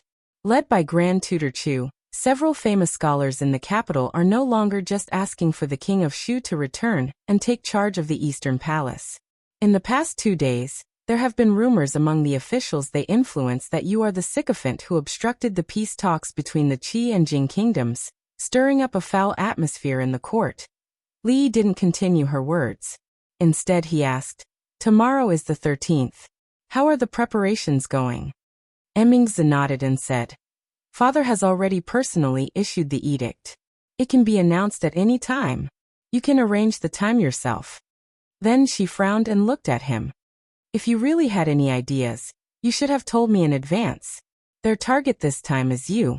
Don't always look so indifferent." "It doesn't matter if I didn't," Li Yi said somewhat helplessly. "The Chu family has been caught red-handed, so we have no choice but to work hard. In terms of influence in the imperial court, all of us combined are no match for that Grand Tutor. If they want to talk, let them talk. We can't shut their mouths." Emingzi was startled. She asked in confusion, "What blackmailed the Chu family?" "The Chu family." Li Yi had just opened his mouth when he suddenly looked at Li Xian, who was standing to the side. He asked, "Is there something on my face?" "No." Li Xian shook his head without hesitation. "Then why do you keep looking at me?" Li Xian shrugged. "Other than you and Emingzi, there are only the two of you here. If I don't look at you, am I supposed to look at myself?" It was one thing to look, but to look for an hour and mumble while looking was quite abnormal. He glanced at Li Xian and said to Emingzi, "Let's go over there and talk." On the bustling streets of the capital, the goddess of Luo Shui tilted her head and looked at Li Yi. She asked in confusion, "Where are we going?" Li Yi said casually, "We have nothing to do anyway. Let's just walk around." Zheng Zimo looked at him and asked, "Do you remember what day it is today?" Li Yi was puzzled. "April 13th, what's wrong?" "It's nothing." She shook her head and looked ahead. She pointed and said, "There's a new jewelry shop over there. Let's go take a look." The goddess of Luo Shui wasn't in a good mood today. Along the way, she didn't buy anything. She lowered her head and was lost in her thoughts.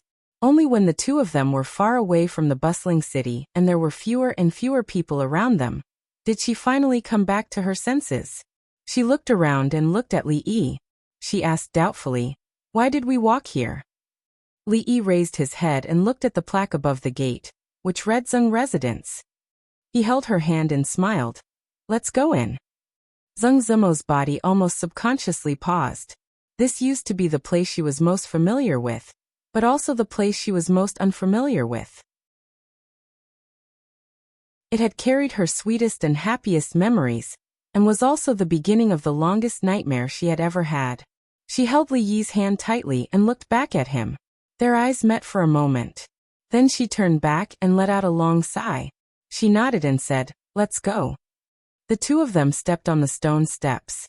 Li Yi pushed the door open. The heavy wooden door made a creaking sound, revealing a dozen figures behind the door. "Uncle Ho." Zeng Zumo looked at the old man who was bowing at the front. After a moment of daze, she looked back with surprise on her face. Uncle Chi Nanny Hua, Xiaomei, you are Xiaomei. How did you, miss? The dozen people all bowed.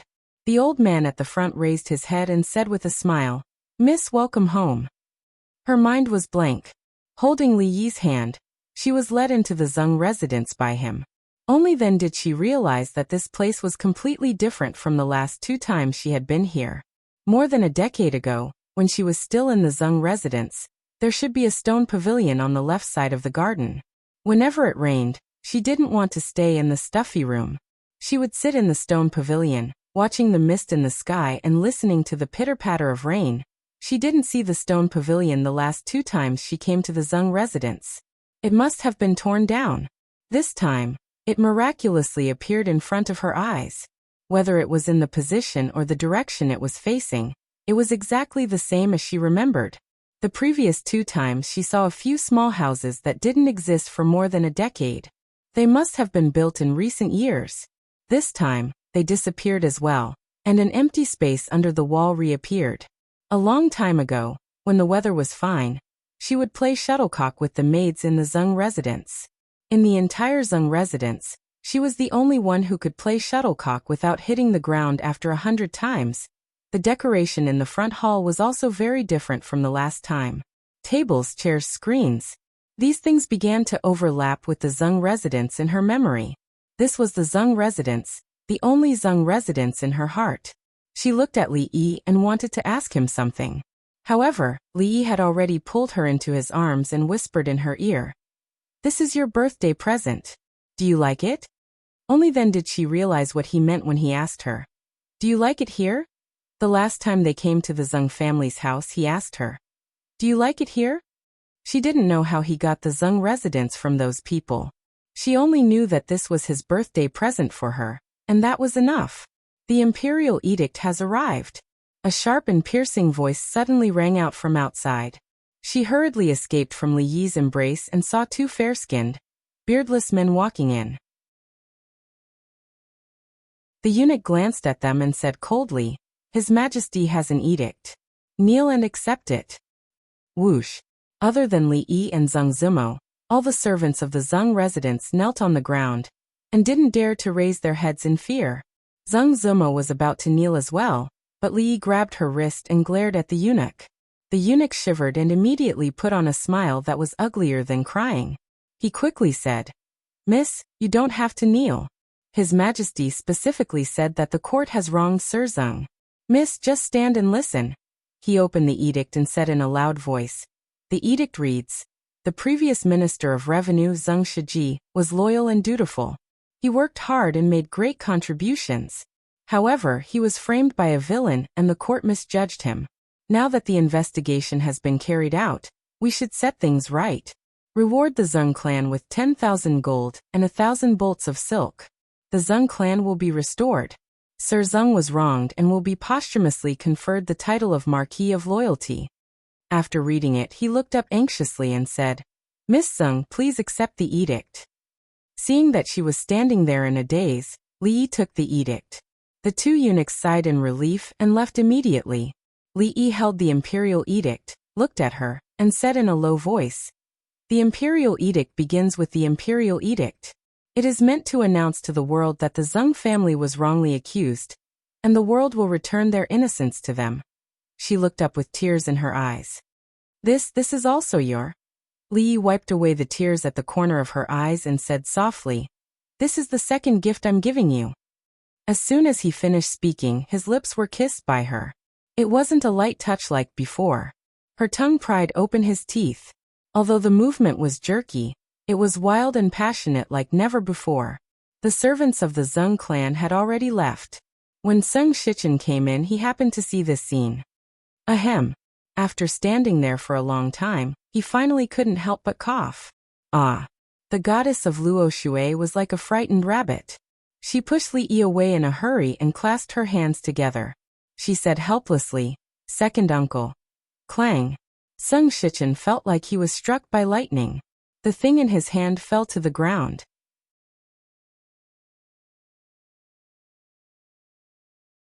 Chapter 889. Sung Shichen hurriedly picked up a box from the ground and put it on the table. This is the contract of Steward Ho and the others. From now on, let them stay here. The blush on Zhang Zimo's face hadn't disappeared.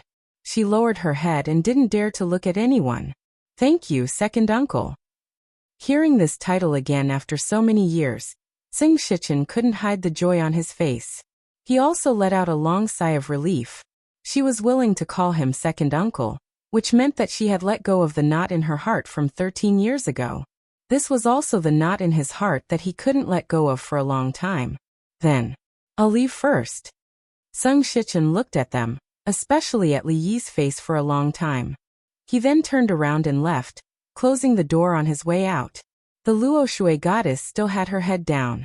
Li Yi sat on the chair and pulled her over. He's gone, let's continue. Continue what? The Luo Shui goddess's voice was almost inaudible. Li Yi didn't answer. Instead, he used his actions to tell her what to continue. After an unknown amount of time, she lazily leaned against Li Yi's chest. Her eyes were blurred as she murmured, "Do you still remember what it was like when we first met?" Li Yi grabbed her hand and said, "At that time, I also grabbed your hand like this, and you still thought I was a lecher. You are a lecher." Zhang Zimo removed her hand from his waist and said with a blush, "So be it. It's good to be a lecher." Li Yi put his hand back and said shamelessly. She symbolically struggled for a while before letting him be. She murmured, "I still remember that time in the jadeite courtyard. You rushed up from below the stage and asked me if I had transmigrated from Earth. From then on, I was curious. What is Earth, and what is transmigration?" Now that Li Yi thought about it, he found it a little funny. Not long after he came to this world, he happened to hear someone singing Immortal Magpie Bridge, which only existed in another world. Naturally, he was surprised and happy, but in the end, it was just a misunderstanding. However, if not for that beautiful misunderstanding, there would be no such scene. He couldn't help hugging her tightly and said with a smile, "It's a secret." She grew up here and naturally had an unforgettable feeling for this place. When the two walked out of the room, Li Yi had already discussed with her. They would go back to Willow Lane to tidy up and move here with Wan and Ruoqing in a few days. She had never dared to do something like that before. Moreover, she did it in front of these people whom she had known since she was young. Therefore, after she walked out of the room, she blushed and lowered her head, especially when she saw Sung Shichen standing in front of her. Even her white and tender neck was covered with a layer of pink. This time, the Chui family's target is not only the king of Shu, but also you. Sung Shichen glared at him vaguely before saying, "It may not be peaceful in the near future. Be careful." Sung Zimo looked at Li Yi worriedly and asked, "Are they going to do something bad to you?" Li Yi helped her tidy up her slightly messy hair and said, "Don't worry. Who do you think your husband is? The Chui family is more than 1,000 years too early to make trouble for me. Now is not the time. No matter what happens, it's best to wait and see." Sung Shichen looked at him and said, "The Chu family's influence is too wide. If you can't kill them in one strike, there will be endless trouble. Now is not the time for you to act." Sung Shichen said it was not the right time. Li Yi could naturally understand. For example, Grand Tutor Chu's precious grandson had some strange hobbies, and was related to the missing girl some time ago. But because he was the grandson of the Chu family, he was secretly let go. If this matter was revealed at a normal time, it would at most affect the Chu family's reputation a little. With Grand Tutor Chu around, the Chu family could still stand tall. However, if he was the happiest person in the Chu clan and used the clan's accumulated reputation to do something, it would be like a sharp blade that could destroy the foundation of the clan. Moreover, if they didn't drag things out, who knew who else would jump out at the crucial moment in court? In a pavilion in the middle of the lake, Li Yi was teaching Yongning how to fish. She had almost completely integrated into this world. After all, she was still young and her worldview had not formed. When she grew older, she probably wouldn't have a clear impression of the other world. "How can you still sit here?" Li Xian walked over from behind and said with a frown, "News just came from the palace. The court is almost in an uproar." Even Uncle Huang was alarmed. and went straight to the Great Hall. You're actually fishing here? Then what can I do? Li Yi glanced at him and said, fight with those old scholars? Won't they have another reason to impeach me? The matter of your impeachment has already been suppressed by Emingzu. Li Xian shook his head and said, in court, led by Grand Tutor Chu and accompanied by 4 scholars, those people are jointly asking Uncle Huang to issue an edict to transfer the king of Shu back to the capital. Li Yi held Yongning's small hand and helped her stabilize the fishing rod. He then gently pulled it up and a fat carp jumped out of the water. The little girl let go of the fishing rod and shook Li Yi's arm. She said excitedly, brother, a fish has taken the bait. Li Yi patted her head and said with a smile, this fish I'll make fish soup for Yongning later. In the Great Hall, His Majesty had just lost his temper. The atmosphere in the Great Hall was heavy and deathly silent. Grand Tutor Chu looked up and got up from his chair. Leaning on his walking stick, he moved step by step to the center of the Great Hall. His Majesty's body is unwell. It's best to appoint a crown prince as soon as possible to establish the foundation of the country and settle the hearts of the people. The king of Shu is the son of concubine Shui, and is also His Majesty's eldest son. He has a respected status, and is in line with the ancestral rules. He is the best candidate to live in the East Palace. He covered his mouth and coughed a few times. He put down his walking stick, cupped his fists and bowed. He said loudly, Your Majesty, please summon the king of Shu back to the capital. Among the hundreds of officials, 4 white-haired old men walked out and stood behind Grand Tutor Chu. They bowed deeply and said loudly, Your Majesty, please summon the king of Shu back to the capital. In the Great Hall, many officials looked at each other and walked out. Your Majesty, please summon the king of Shu back to the capital. Your Majesty, please summon the king of Shu back to the capital. Your Majesty, please summon the king of Shu back to the capital. Everyone's voices resounded throughout the hall. Even though there were a few different voices, they were quickly drowned out. Cui Qingming was also in the crowd with a smile on his face. They don't look like courtiers at all. In front of the crowd, Prime Minister Shun's face darkened. He said angrily, What are they doing? They are forcing the emperor to abdicate.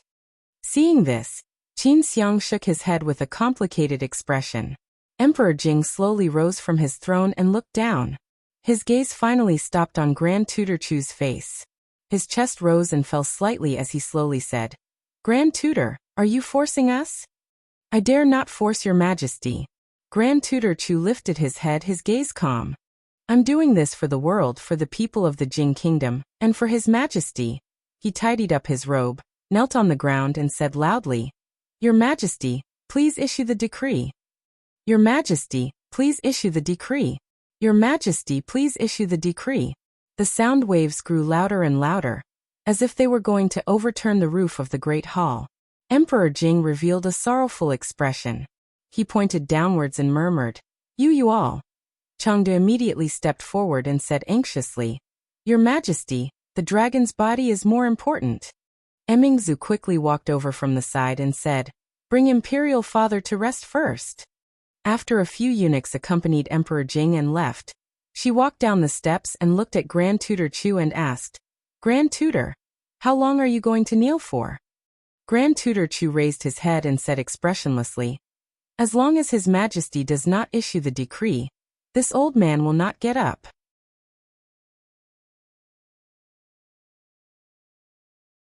Chapter 890. Li Yi and Li Xian were waiting outside the hall. When an imperial physician came out, Li Xian quickly walked over and asked anxiously, How is Uncle Huang? The imperial physician sighed and shook his head. Li Xian's expression changed. He grabbed his collar and asked, Is it serious? Why do you say that, Your Highness? The imperial physician was surprised and said, His Majesty was just temporarily stimulated. His mood was too unstable, causing his condition to relapse. Li Xian relaxed and glared at him. Then why did you shake your head just now? My neck was a little stiff just now, so I moved it a little. The imperial physician sighed and then said, However, you still have to pay more attention in the future. His Majesty's condition really can't take any more stimulation. Get out, get out, get out. Li Xian kicked the imperial physician's buttocks and waved his hand impatiently. After the eunuch reported, the two entered the hall. Emperor Jing was lying on a soft couch inside and waved at them from a distance. Li Xian quickly walked over and said, "Uncle Huang, the dragon's health is more important. You can let Emingzu handle these matters of the court. If they want to kneel, let them kneel until they die in the hall. It will save us some trouble." What a stupid thing to say. Prince Ning glared at him and said, "If the current Grand Tutor of the court kneels until he dies in the Golden Hall, how will the world talk about His Majesty?" "I don't mind." Emperor Jing shook his head and looked at Li Yi. He said, "You have been wronged. What you have done is beneficial to the country and the people. It is a good deed that will last for generations. But you are regarded as a sycophant." Li Yi looked at Emperor Jing's pale face and said, "Whether it is a good deed or a bad deed, the future generations will judge. Moreover, the people are not stupid. They can't be toyed with as they like. I believe that the world will naturally give me justice." Seeing the fatigue on his face, Li Xian stood up and said, "Uncle Huang, please rest well. We won't disturb you any longer." After leaving the hall, the smile on Li Xian's face immediately disappeared. He said angrily, "Are these old fellows trying to force me to abdicate and rebel?" Li Yi patted him on the shoulder and said, "You just can't stay calm when something happens. Don't worry, let's go and take a look first." In the main hall, Emperor Jing covered his chest and coughed a few times before slowly saying, "I can feel that I don't have much time left." Pain appeared in King Ning's eyes. "Imperial brother." Emperor Jing looked out of the hall. After a long time he said, "At first, I also thought that you should take this position." Without waiting for him to finish, Prince Ning immediately bowed. "Imperial brother, you must not do this. We know that you don't want to be trapped in this position. Otherwise, the one lying here right now would be you." Emperor Jing narrowed his eyes slightly and said, "In the end, this world should belong to those young people." Prince Ning nodded and said, "Emingzu and Xianer did not disappoint us. The Cui family has the ambition of wolves." Emperor Jing looked at Prince Ning again. "This time, I'm afraid you will have to personally go back to Qing and Fu." Prince Ning bowed and said in a low voice, "As you command." When Li Yi and Li Xian walked to the main hall, they coincidentally ran into Emingzu coming out from inside. She asked, "What's the situation inside?" Emingzu shook her head and said, "With Grand Tutor Chu as the leader, there are more than 20 people still kneeling inside." Li walked into the main hall and saw that other than the group of people kneeling on the ground, the other officials had already left. The elder at the very front was kneeling on the ground. He must be the Grand Tutor Chu that he had met twice. He walked to the front. Grand Tutor Chu heard the sound of footsteps and slowly raised his head. Li Yi hurriedly waved his hand and said, "Grand Tutor, there is no need to be so courteous. Please rise, I really cannot accept such a great courtesy from you.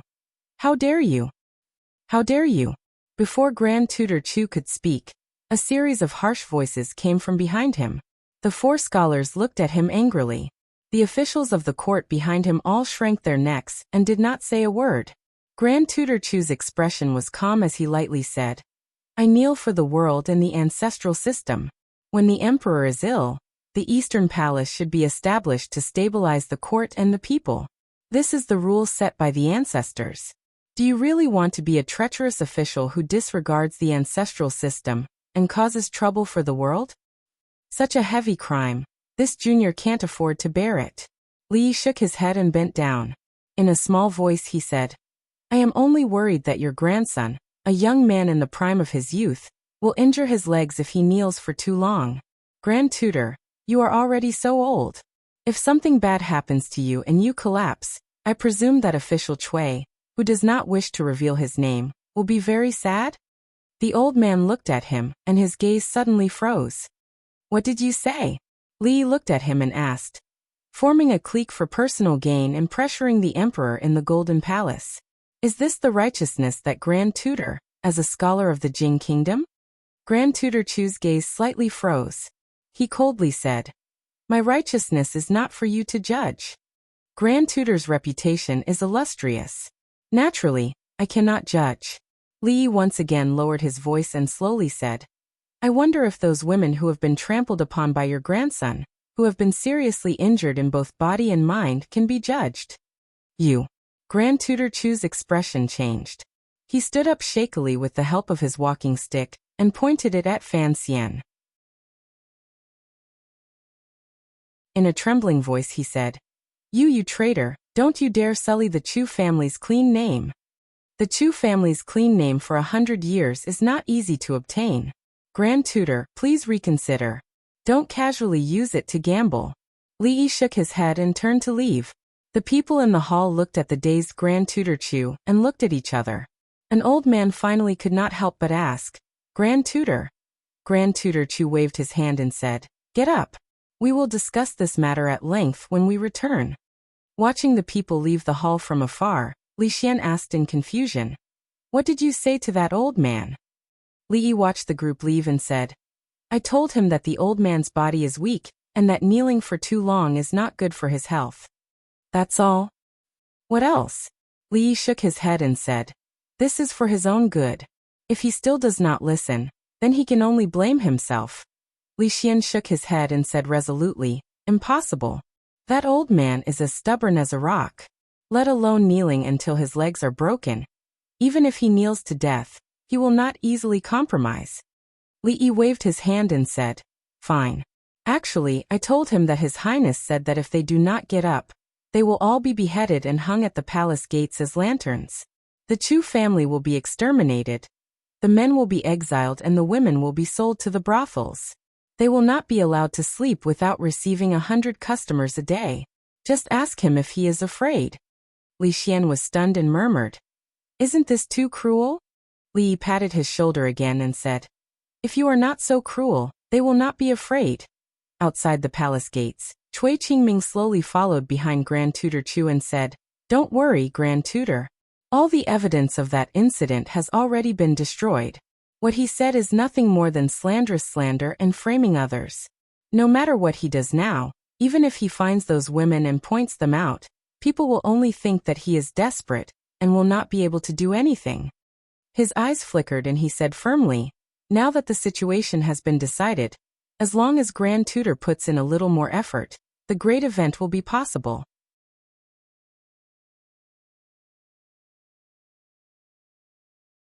Chapter 891. Jingdu had always been a troublesome place, but too many things had happened in recent days. First, a fugitive killed someone on the Lantern Festival in a cruel way. Then, a woman near Jingdu disappeared inexplicably. The wanted poster of the fugitive had been posted all over Jingdu, but there was no result until now. The case of the missing woman was solved, but it was not perfect. 2 other women had not been found. Later, the envoy of the Qi Kingdom came from afar to negotiate for peace. It was publicized quite enthusiastically for 2 days, but there was no news about it after that. In the middle of April, it was said that led by the Grand Tutor and several famous scholars forced the emperor to issue an edict to summon the king of Shu, the eldest son of the emperor, back to Jingdu and live in the East Palace. Everyone knew why the king of Shu was expelled from Jingdu at that time. If he had taken another step forward, it would have been a great crime equivalent to rebellion. Merely being expelled was already a mercy beyond the law. It was said that on that day in the hall, His Majesty was so angry that his old illness relapsed. The Grand Tutor and the others knelt in the hall and refused to get up.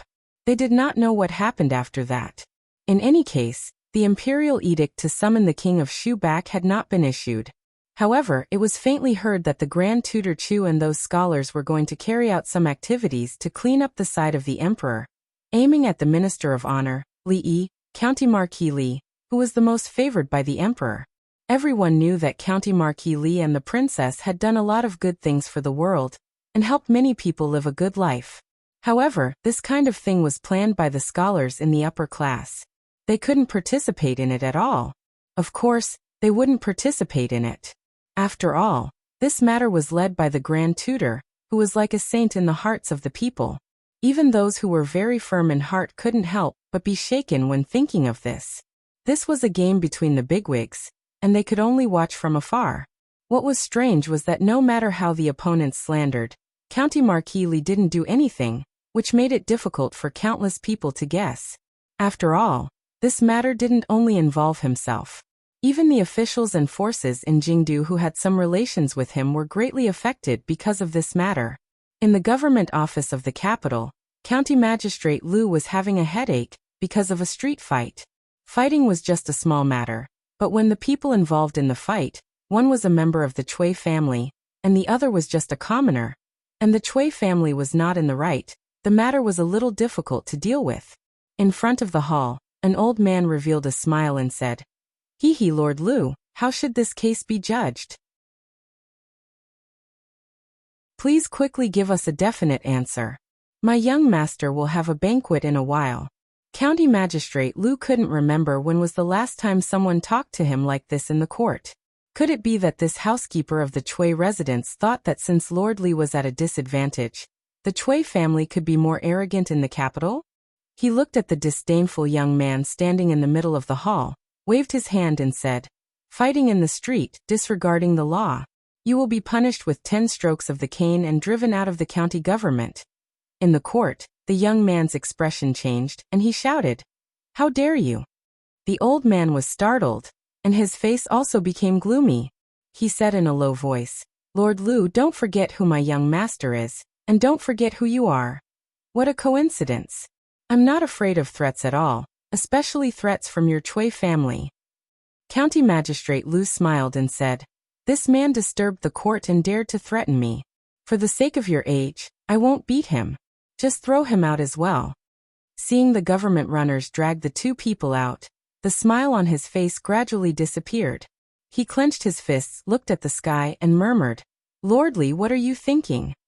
His face alternated between doubt, hesitation, worry, and fear. After a while, all kinds of complex emotions turned into determination. He walked out of the hall and ordered a government runner, "Prepare the carriage, I need to go out. Shanning, move a little to the right, hold Yongning. Hold her, not her head. Never mind. Put your hand on her shoulder." Li Yi instructed the proud Lolita, and then picked up the brush again, and drew on the spread paper. The weather was good today, and he originally planned to draw a family portrait. Rui was holding Li Duan, Xiaohuan and Rui were standing on her side, and finally he would Photoshop himself, and this family portrait would be perfect. However, the proud Lolita came over, and she insisted on joining in. With her, of course, Yongning, so the small family became a big family. The little guy couldn't stay quiet for long.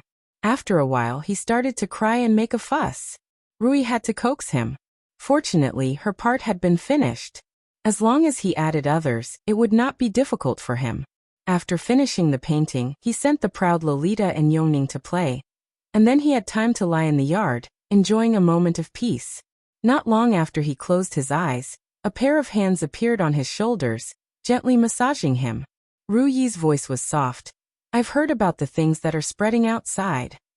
Li Yi opened his eyes and asked in surprise, "What is it?" "They say that hubby is a sycophant."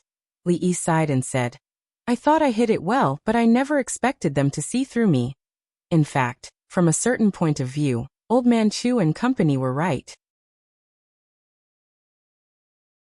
At the very least, he had hidden the fact that he wanted to make Princess Royal Empress from the old emperor. If one were to really think about it, compared to this treasonous matter, what the Cui family did was nothing. Rui wasn't surprised by his words. After some thought, she said solemnly, "If hubby is a sycophant, then I'm the wife of the sycophant. When the sycophant and his wife join forces, there's no one to be afraid of." Li Yi grabbed her hand and said with a smile, "Don't worry. One sycophant is enough to deal with these people. The sycophant's son is crying again. It's best you coax the sycophant's wife." Rui went to coax the restless Li Duan. Mississippi Lu walked over from behind and stood in front of him. She looked down at him and asked, "How much longer are you going to wait?" Lying on the recliner to look at Mississippi Lu, he felt like he was looking up at her. Li Yi shook his head and said, "Those are all great Confucian scholars. In terms of influence, I can't compare to them. I have an idea. Rui, why don't you visit those stubborn old fogies one by one at night? You don't have to beat them to death. All you have to do is beat them until they are paralyzed and unable to take care of themselves. That way, they won't be able to run around stirring up trouble. All right. Mississippi Lu simply agreed. The next moment, she disappeared in front of Li Yi. Suddenly losing sight of Mississippi Lu, Li Yi was startled. He immediately jumped up from the rocking chair and chased after her. He shouted, "Wait a minute. Let's discuss it again. Maybe there's another way." He didn't catch up with Mississippi Lu. Instead, he saw Li Xian and the eldest princess who came together. When the three of them walked back in, someone also came out from another high door. A middle-aged man said apologetically, "Prime Minister Qin, I'm really sorry. My father hasn't been feeling well recently and is resting in bed. He won't see anyone." Prime Minister Qin looked at the two carriages parked in front of the Chu residence. He didn't say anything. He just looked at the middle-aged man and said lightly, "I have something to say. Tell the Grand Tutor that Qin Wen is grateful for his teaching back then. But today he wants to destroy the pillar of the Jing Kingdom. I beg to differ." Inside the hall, Li Yi had just asked Li Xian and the eldest princess to sit down. Before the tea was served, Feng walked in from outside and said, "Marquis, Lord Xing is here. Zheng Shichen should be here soon." Li Yi nodded and said, "Invite him in." Zheng Shichen was wearing casual clothes today. When he walked into the hall, he looked up and was stunned at first. Then he immediately bowed and said, "Zheng Shichen greets the princess and the crown prince."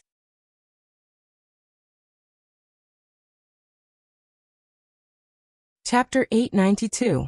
As though he hadn't expected the princess and the crown prince to be present, Zheng Shichen lowered his head and drank his tea without saying a word. Li Xian glanced at him and raised his brows.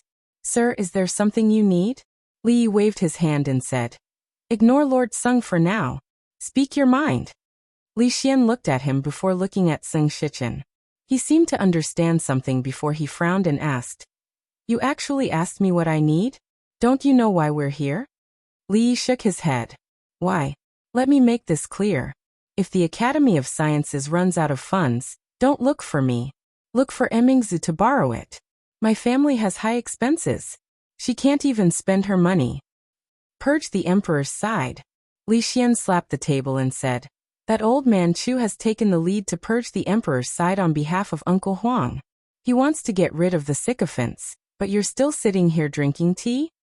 He said angrily, "Although old man Chu is respected and the Chu family has an extraordinary influence in the world of officials, making it nearly impossible to find any flaws, you can't just sit here and wait for death. It's not like I can't find any flaws." Zheng Shichen put down his teacup, looked at Li Xian, and said, "Your Highness, you may not know this, but in the case of the missing woman case that was solved a few days ago, Grand Tutor Chu's grandson was captured on the spot at the Prung residence. It was only because someone exerted some influence that the case was left unsettled." Li Yi and Emingzi didn't look surprised. Instead, it was Li Xian who was taken aback. He stood up abruptly and asked, "Something like that happened?" Zheng Shichen nodded. When he saw Li Yi and the princess's expressions, he knew that the Cui family had been too naive the previous time. Even if he didn't say anything, he wouldn't be able to hide it from them. Li Xian frowned as he paced around the hall. He muttered, "But this alone isn't enough to topple the Chu family. It won't be a good thing if we anger old man Chu. That old fellow even said something about scholarly bones. What bullsh asterisk t scholarly bones? What if we add a murder case?" Zheng Shichen stood up and said, "Unfortunately, the murder at the Miaoying Pavilion on the night of the Lantern Festival is also related to that young Master Zhu. That murder case had caused an uproar in the capital, but it had still not been solved." Li Xian also had some impression of it. He asked, "What do you mean? Didn't you say that the criminal originally wanted to harm the grandson of Grand Tutor Chu as well? You mean that the case was originally done by that person surnamed Chu?" Li Xian walked up to him and asked, "If that's the case, why hasn't there been any news at all?" "That's because the capital governor, Zheng Shichen, with the tacit approval of Grand Tutor Chu, concealed the truth of the case and framed a fugitive who was on the run. In addition, that woman's older sister felt that there was something fishy about the case, and went to the capital governor's yamen to seek justice. To this day, she is still imprisoned in the yamen." Li Xian was startled. Confusion and shock appeared on his face. He pointed at him and said, "You aren't you Tsing Shichen?" Sung Shichen straightened his clothes and knelt down in the direction of the eldest princess. In a loud voice he said, "I have sinned." "You." Li Xian pointed at him, and was so shocked that he couldn't say anything. In the end he could only choke out, "You traitor, you betrayed me well. So that's why you locked that woman up." Li Yi stood up as well. He looked at him and asked, "Why didn't you tell me about this before?" Sung Shichen raised his head and slowly said, "The time has not come." Emingzi gazed at him and asked, "Do you know what the crime is?" Sung Shichen lowered his head and said, "No matter what the crime is, it's still much better than following the Cui family down a dead end." Emingzi looked at him and waved her hand. "Stand up and talk." After listening to Sung Shichen's words, Her Highness shook her head and said, No wonder he was so radical. Grand Tutor Chu had no other way to protect the Chu family's reputation." Li Xian slammed the table and said angrily, "The Cui family actually used such despicable methods. Why didn't they tell old Chu about this?" Sung Shichen shook his head and said, "The Chu family can no longer turn back. Whether it was the Cui family's scheme or not, the case was committed by Chu Ping. The Cui family has been uninvolved from the beginning. It's impossible to topple such a powerful family with just one side of the story. Moreover, the capital is deep. The Cui family is not as simple as the crown prince appears to be." Jinhe. A trace of doubt appeared on Li Yi's face. His lips moved slightly before he looked at Sung Shichen and asked, "How is the victim's sister now?" Sung Shichen said, "In order to prevent the Cui family from silencing her, I have kept her in prison. But this time if she is released, she can no longer sound the grievance drum of the capital Yamen. Young Master Lu Yizhong from the Ministry of Justice is here." Feng came in from outside feeling puzzled. What was going on today? It wasn't a holiday, but everyone was running home. Sung Shichen looked back and said, "I'll go back first.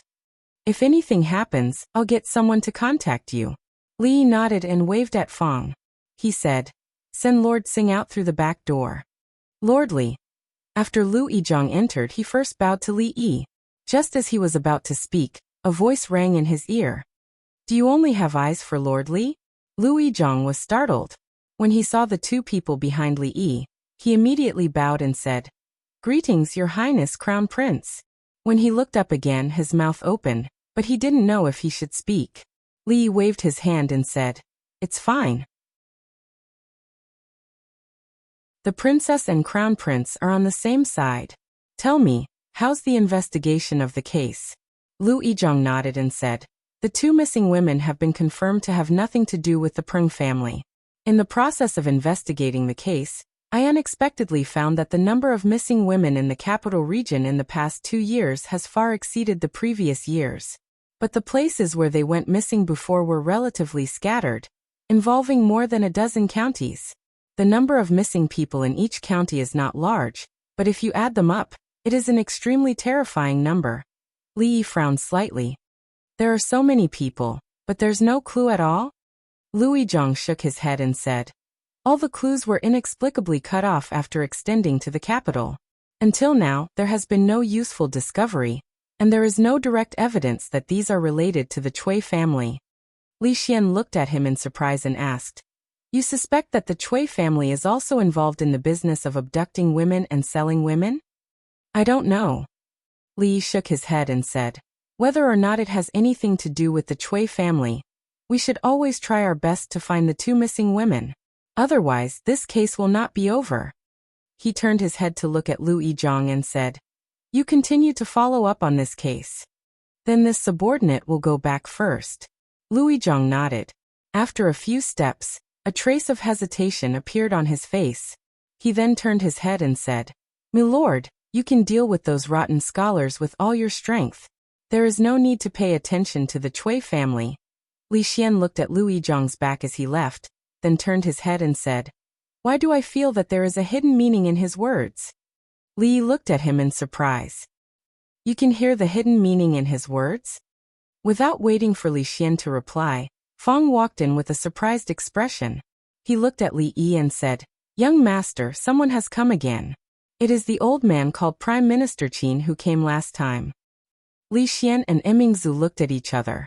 The regent eldest princess was together with the country's traitor, which was rumored to be the talk of the outside world. It was not good for the prime minister to see it. Emingzu looked at him and walked behind a screen with Li Xian. The white-haired old man stepped into the hall and said, "Young people are indeed fearless. The outside world is like a tide of rumors, yet you are still able to sit still." Li Yi stood up and cupped his hands. "Prime Minister Qin, please sit." "All right, I won't be sitting. I've only come here today to bring a message to you." Prime Minister Qin stood at the door and looked at him calmly. He said, "Stick to what you think is right. There are still many discerning people in the court. They will not watch everything you and Her Highness have done for these countries be destroyed in the hands of those with ulterior motives. Although I am old, with my old bones I can still block them for you young people." He said one sentence, and only one sentence. After that he turned around and left. It had to be said that Li Yi used to have some misunderstandings about the old man in front of him. However, some things that happened later changed his impression of Prime Minister Qin. Regardless of the Qin family, Prime Minister Qin was an old man who lived a pure life. He was an old man worthy of admiration. He watched Prime Minister Qin's figure disappear, and Feng's big face appeared in front of him again. Feng's face showed an extremely puzzled expression. "Young master, what festival is it today?" Li looked at him and asked, "Who is here?" "Old Lu of the county government."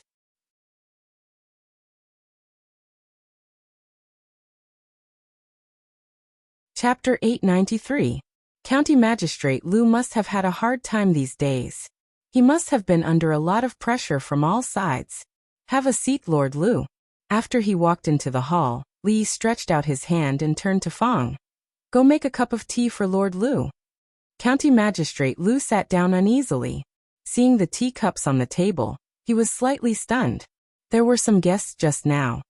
Emingzu and Li Xian didn't come out from behind the screen, and Li Yi didn't explain too much. He looked at County Magistrate Lu and said, "Lord Lu, I've troubled you these days." "Lord Li, please don't say that." County Magistrate Lu hurriedly stood up and cupped his hands, saying, "Without Lord Li there would be no Mi Lu Dayo today. I can still distinguish some things." Li Yi smiled and asked, "Lord Lu, did you encounter some difficulties today? Could it be that someone from above is pressuring you?" County Magistrate Lu smiled carelessly and said, "I'm the magistrate of the capital city, the magistrate of His Majesty and the common people.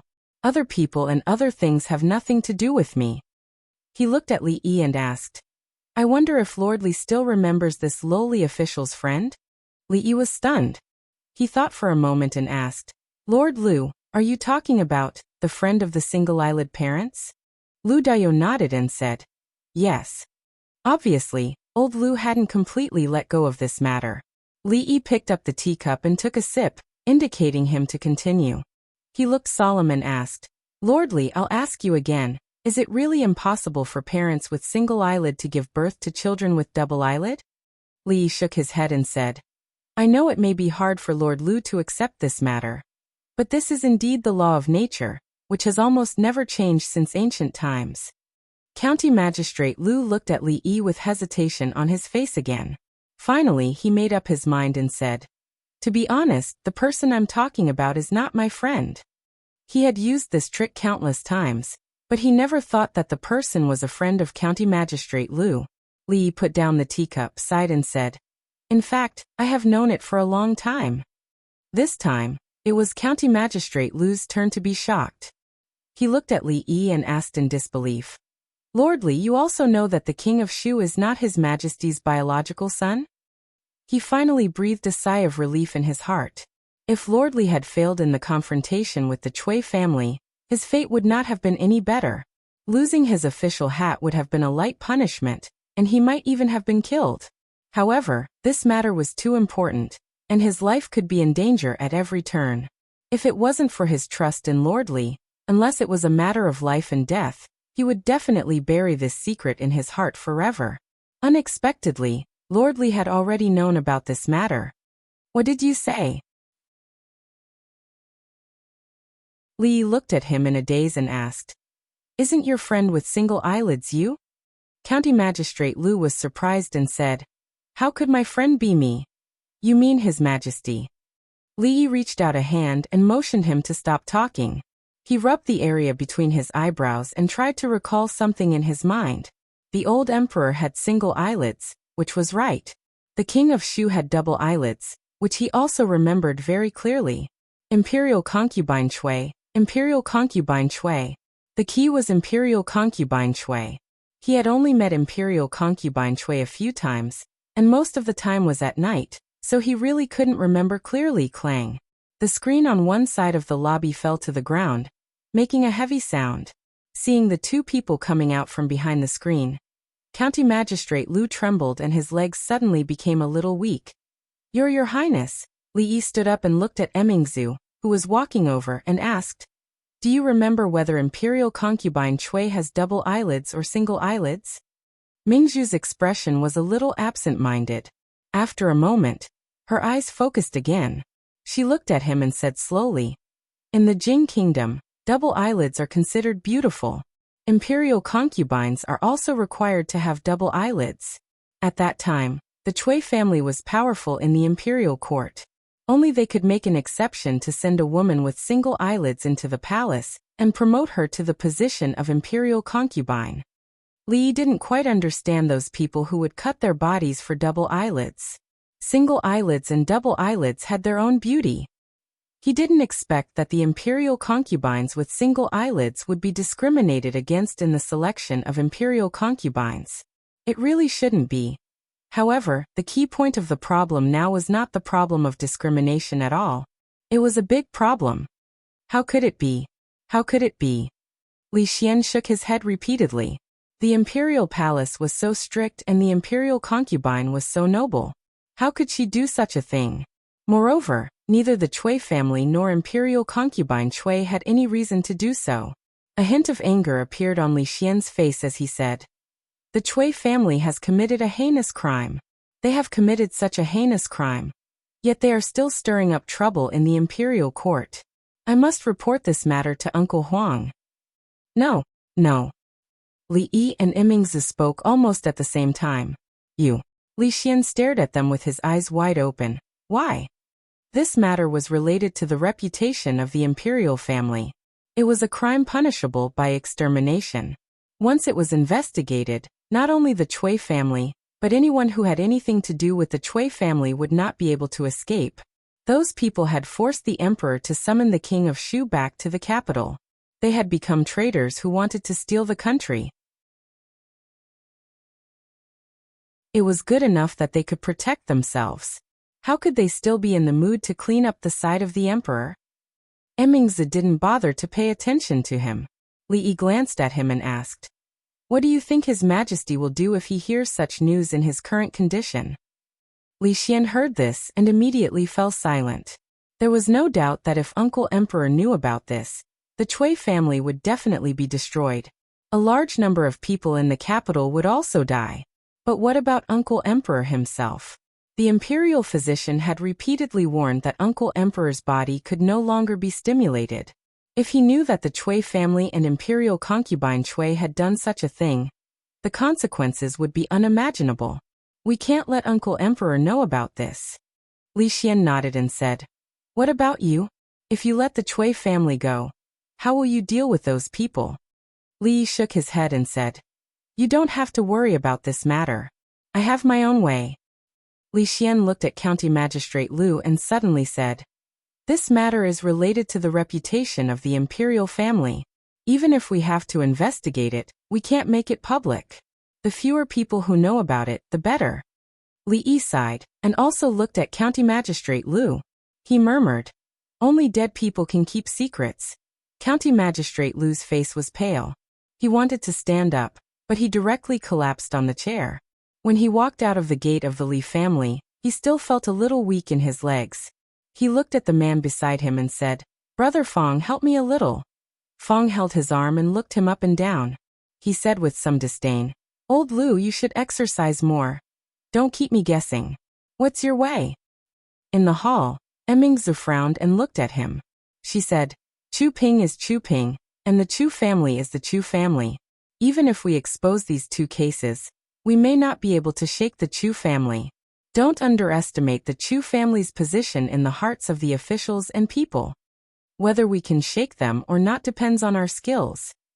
Li walked out of the door and said, "But before that, I want to see Wen Gu of the Jing Kingdom."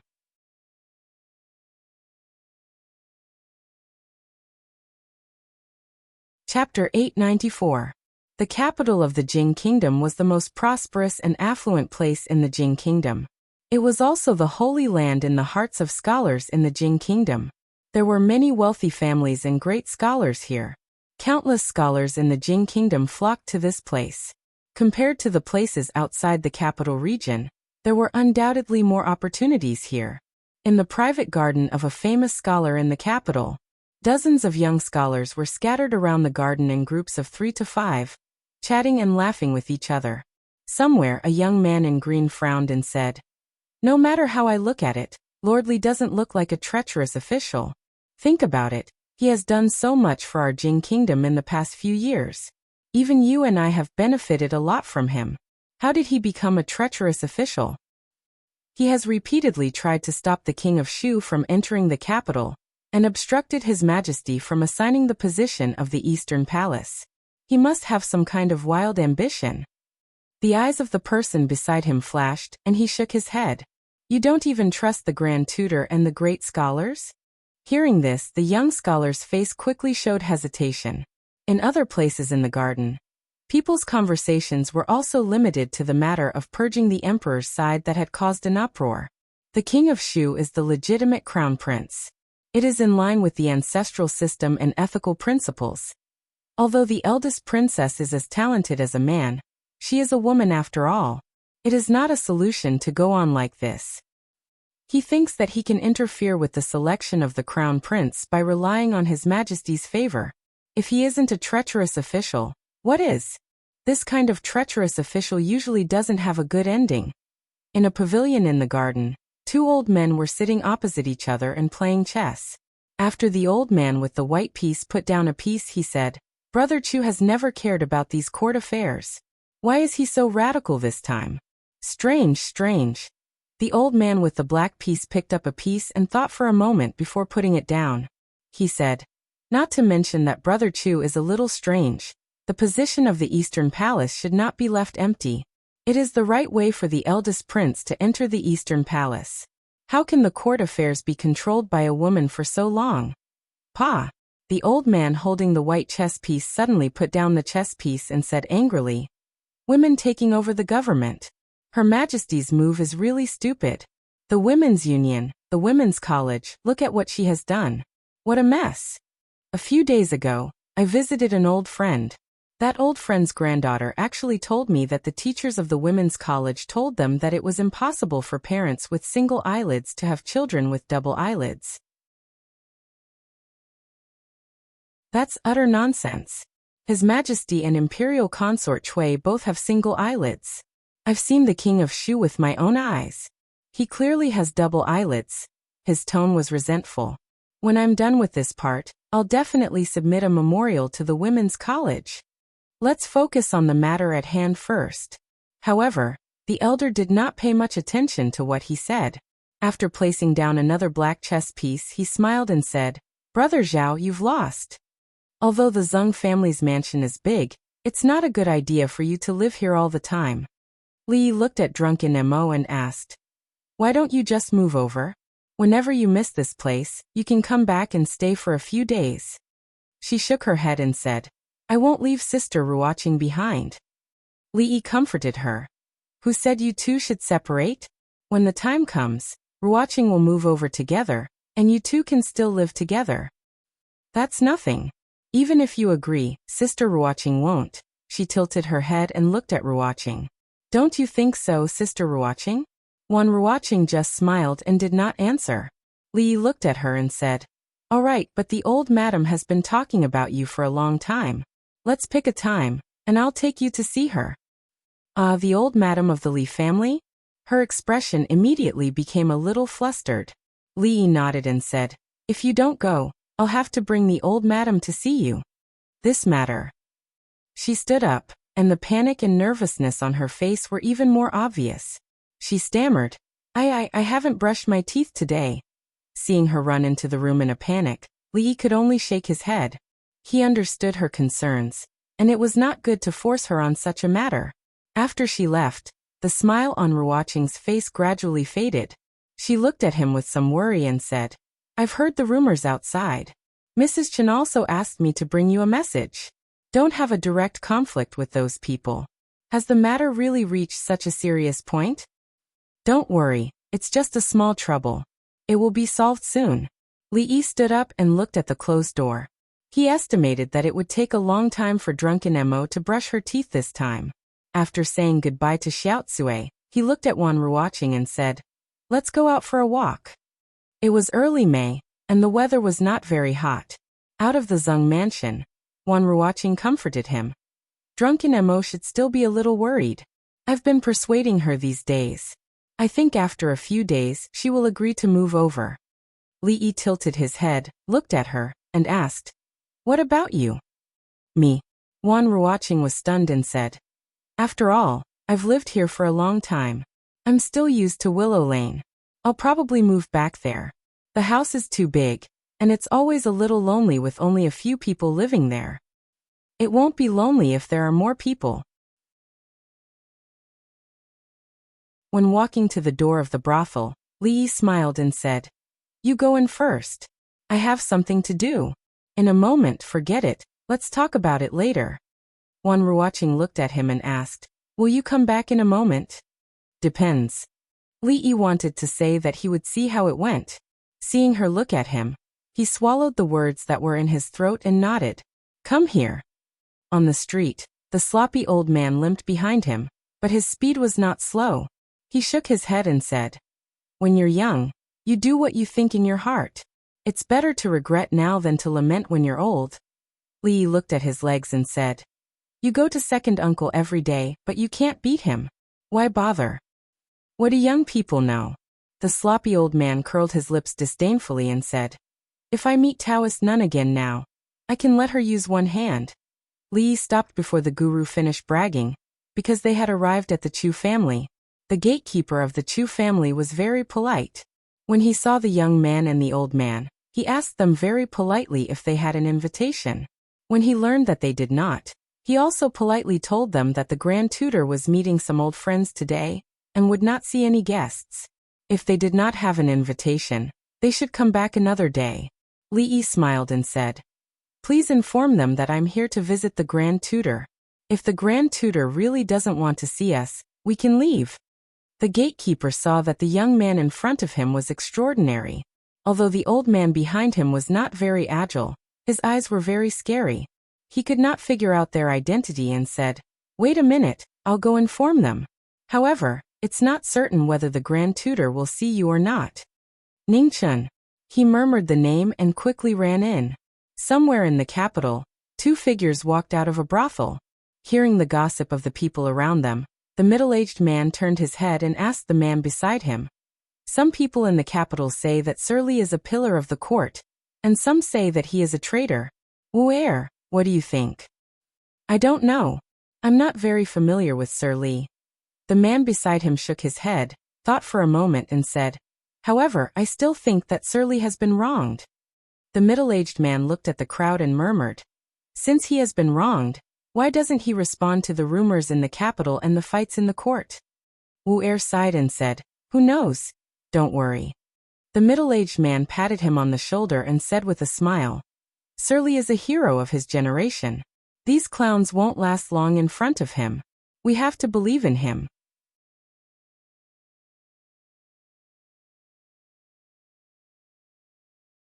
Chapter 895. The Chu family. In the main hall, other than Grand Tutor Chu, there were several elders of similar ages. They all wore loose Confucian robes and had righteous expressions. Their bearing was extraordinary, and they seemed to have a noble character. A thin elder shook his head and said, It's a pity. Although Grand Tutor Wang resigned long ago and the Wang family has always kept a low profile, if he was willing to stand out, the matter would not have been dragged out to this day.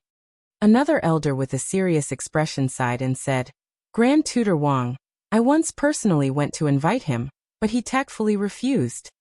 He said that he was old and did not care about the affairs of the court. His words revealed his admiration for that sycophant. Back then, when the envoy of the Qi kingdom caused havoc in the capital, no one in the vast capital dared to fight. Grand Tutor Wang dragged his sick body to court and was persuaded by everyone. You all know what happened next. It's no wonder he was so impressed. It's fine if Grand Tutor Wang doesn't help either side, but isn't this Qin Wen brother Chu's disciple? This time, he actually joined forces with many important officials in the court to speak up for that sycophant. If not for that, why didn't the officials respond as soon as Brother Chu spoke? The matter has been dragged on for so long. It's not just the officials. I'm afraid that even the common people will have to put in more effort. As they drank tea and discussed, a servant of the Chu family walked in from outside.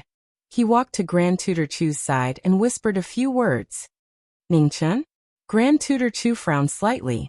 He had no impression of this person at all. When the gatekeeper saw this, he felt a wave of regret. He hurriedly said, I'll send them away immediately. Wait. He quickly walked out of the door, and a voice came from behind him. Grand Tutor Chu looked at him and asked, You said that he is a young man about the same age as Ping Er, and that he is handsome and has an extraordinary bearing? The gatekeeper immediately nodded. He is handsome and much more handsome than young master. Ningchen sycophant. Grand Tutor Chu murmured. A hint of doubt appeared on his face as he said in a low voice, Let him in. At the entrance of the Chu family, the gatekeeper ran over and wiped the sweat off his forehead. He respectfully said to Li Yi, Young master, please come in. Compared to the other rich and powerful families that Li Yi had seen, the Chu residence wasn't very big. In fact, it could even be said to be on the small side. Perhaps it was also because the Chu clan didn't have many descendants, and the 2 generations of the clan only had one son. Too large of a residence couldn't be used, and it would seem deserted. Led by the servant, they did not pass through the main residence, but took a small path to the left. Not long after, they arrived at a small garden. A figure dressed in a gray Confucian robe stood with his hands clasped behind his back. Li wasn't sure if it was an illusion, but he felt that the body of this royal tutor was much hunchier than the last 2 times he saw him. The old man turned his head and asked calmly, This old man has always been curious. When you saw me on the street that day, why did you hide? At this moment, Li realized that not only was his back hunched, but his complexion was also much older than before. It was as if he had aged 10 years in an instant. I was afraid that you would blackmail me, Li said honestly. Unfortunately, I couldn't escape in the end. The 2 of them had been at loggerheads in the court that day, but when they met again, there was not the slightest atmosphere. The old man looked at him with a sharp gaze and asked, You repeatedly prevented the eldest imperial son from entering the capital. Do you think that this old man has wronged you? Li smiled and said, As for the reason, the royal tutor naturally understands. Actually, I can understand the royal tutor.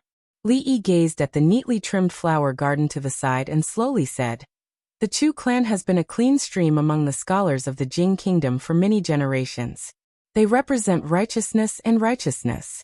A mere sycophant naturally cannot compare to the Chu clan's century-old reputation.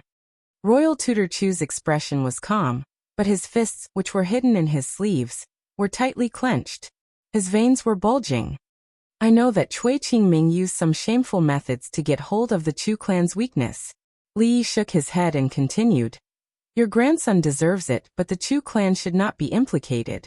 Even if the Cui clan expose those scandals, it will not shake the Chu clan's foundation. Although it will inevitably damage the Chu clan's reputation, it will not be difficult to make up for it in the future. He gazed at Royal Tutor Chu again. What is difficult is the Royal Tutor's choice. Royal Tutor Chu stared at him. A moment later, he unclenched his fists and said, All of this is just your one-sided statement. There is no stain on the Chu clan, and there is no need to make up for it. Li met his gaze for a long time before sighing. He cupped his fists and said, Since that's the case, Royal Tutor, this sycophant bids farewell. Just as he was about to walk out of the garden, He stopped and turned back to ask, "Was it worth it?" This time, he did not receive any response from the old man. When he walked out of the Chu household, the unkempt old man saw that his expression was relaxed. There was no hesitation or apprehension from before. He asked in surprise, "What, did you succeed?" Li nodded. "It's done." The unkempt old man was somewhat disappointed along the way.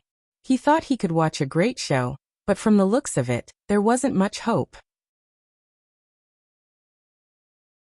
When he arrived at the entrance of the brothel, he asked again, "How long will I be staying inside today?" "I'll go out for a walk." "I'm not going back today." Li waved his hand. "You can walk as long as you want. Just let me know at home before nightfall." "You're not going back." The unkempt old man looked at him in surprise and asked, "Are you sure?" Li nodded and stepped into the brothel. Recently, there hadn't been many exciting shows at the brothel. The customers were already beginning to complain. It was time to add something new. He habitually glanced at the small building in front of him, and happened to meet a gaze from the window of the loft. Li was startled for a moment. Then he smiled and waved his hand towards that direction, then walked over quickly. "He's not coming back tonight?" "The Li family." Mississippi Lu frowned. "Where is he?" The unkempt old man shrugged. "A place to watch a show." Mississippi Lu waved her sleeves. "Take me there." Rui grabbed her arm and shook her head. "My husband said before he went out this morning that he had something important to do today. He might not come back tonight." "What are you going to do?" "I'm not going to look for him." Mississippi Lu shook her head and said, "I am going to watch a show." In the room above the loft of the brothel, when Li saw Ruoqing writing, she frowned slightly and seemed to be in pain. He asked in confusion, "What's wrong?" She put down the pen and looked at her fingers. She shook her head and said, "Maybe I've held the pen for too long these 2 days. There are blisters." Li saw that there was a blister on her fingers. He frowned and said, "Forget it. Don't write anymore. When I finish writing this chapter, you can tell me how to arrange it, and I'll write it down." Li put down the pen and said, "I'll help you pop the blister first. You can rest for a while." He took out a sterilized needle. These things were always available here. He held her hand and poked a hole in the blister. He squeezed out the liquid inside, but didn't completely pop it. He looked up and asked, "Does it hurt?" "No." Ruoqing smiled and shook her head. Li nodded and said, "The wound needs to be disinfected. I'll apply some alcohol on it now. It might hurt a little. Just bear with it." Even though she was mentally prepared, when he applied the alcohol, she couldn't help but let out a suppressed cry of pain when she suddenly felt the stinging pain. "It hurts. Just bear with it." Mississippi Lu stood outside the door with a livid face. When she heard the woman's suppressed voice, she finally couldn't help but push the door open and enter. "Don't touch water these days and don't write." Li put down the things in his hands and looked at her to remind her. Then he turned to look at Mississippi Lu and asked in surprise, "Rui, why are you here?" Mississippi Lu glanced around the room and then looked at Li. She said lightly, "I'm here to ask you to go home for dinner."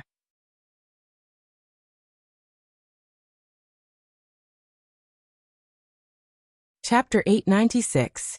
Women were really strange. She said that she wanted to invite him back for a meal, but she left by herself. It was likely that the sloppy elder's girlish heart had run wild, and he had forgotten to bring a message back. Time was tight to begin with, so there was no need to waste any more time. Li held a cold steamed bun in his mouth and wrote as he ate. He turned to Wan Ruoqing and said, "If you haven't eaten, go out and eat something first. I still need a while to finish." Wan Ruoqing nodded and went out. When she came back again, she was holding a food box in her hand. She looked at Li and shook her head. "You can't just eat steamed buns. I bought some porridge. Have some." Li nodded and said, "Leave it there first. I'll eat it later." He wasn't too hungry. Of course, the most important thing was to hurry up. After leaving the Chu family today, there was no turning back. There was no need to hold back against an enemy. After writing a few words, a gentle voice sounded in his ear. "Open your mouth." Li paused and looked back at her. This scene was so familiar. He subconsciously opened his mouth, and she gently placed the spoon in. An interesting play not only needed a brilliant script, but the stage layout, the actors' acting skills, as well as their expressions and lines were all very important. All he could do was the first step. The rest of the more detailed and tedious matters had to be left to professionals like her. After he wrote the first chapter, he discussed these matters with her for more than 2 hours. They discussed from day to night. Li saw the fatigue between her brows and said, "I'll write the next chapter. Rest for a while." Wan Ruoqing nodded and didn't refuse. She had been busy until late last night, so she was actually a little sleepy. She still had to discuss the second chapter later, so it was beneficial to take a short rest now. She leaned over the small table by the bed and looked at the flickering candlelight before slowly closing her eyes. Pa! The oil lamp gave off a spark and let out a soft sound. When she slowly opened her eyes, she found that she was lying on the bed, covered with a thin layer of quilt. She got up from the bed and looked in a certain direction subconsciously. There was no one at the table. Has he gone back? The paper spread out on the table should be the finished script. She picked it up and looked at it. It was indeed finished. It was dark outside the window. It was already very late. After tomorrow, she would be busy again, and even busier than before. In order to ensure enough energy, she had to rest early even though she wasn't sleepy. She took off her coat and only wore a doo-doo. She put it on the cabinet and sat on the bed. Just as she was about to take off her shoes and socks, the door was pushed open from the outside. Usually, only she and Yuju lived in this small building, so the door didn't need to be locked from the inside. She subconsciously thought that it was Xiaozhu who came in, but when she looked up, her expression froze. "You're awake. I was afraid that you would be hungry at night, so I cooked a bowl of noodles for you." Li walked in with a tray and closed the door with his foot. When he heard her explanation, he was also stunned. After a long time he asked tentatively, "Why don't you put on your clothes first?" I thought you had left." Wan Ruoqing put on her clothes, her cheeks still red. "Well, it ended a little earlier than expected. I'll leave right away." Li put down the tray and couldn't help but turn his head to look at her. It was really strange. The new style of underwear had become completely popular in the capital, but whether it was Mississippi Lu, Zuamo, or Ruoqing, they all had a special fondness for doo-doo. It really didn't make sense. Did you cook it?" Wan Ruoqing looked at the fragrant noodles on the table. In addition to a few green decorations on top of the noodles, there was also a poached egg. She turned to look at him and asked, "There is no kitchen here. I went outside deliberately." Li looked at her, shook his head and said, "Although it's not good to eat so late, it's my birthday after all. I still have to eat longevity noodles." Wan Ruoqing looked at him and said in a daze, "Birthday?" Li asked helplessly, "Your birthday is only half a month later than Zuemo's. Don't tell me you've forgotten it yourself?"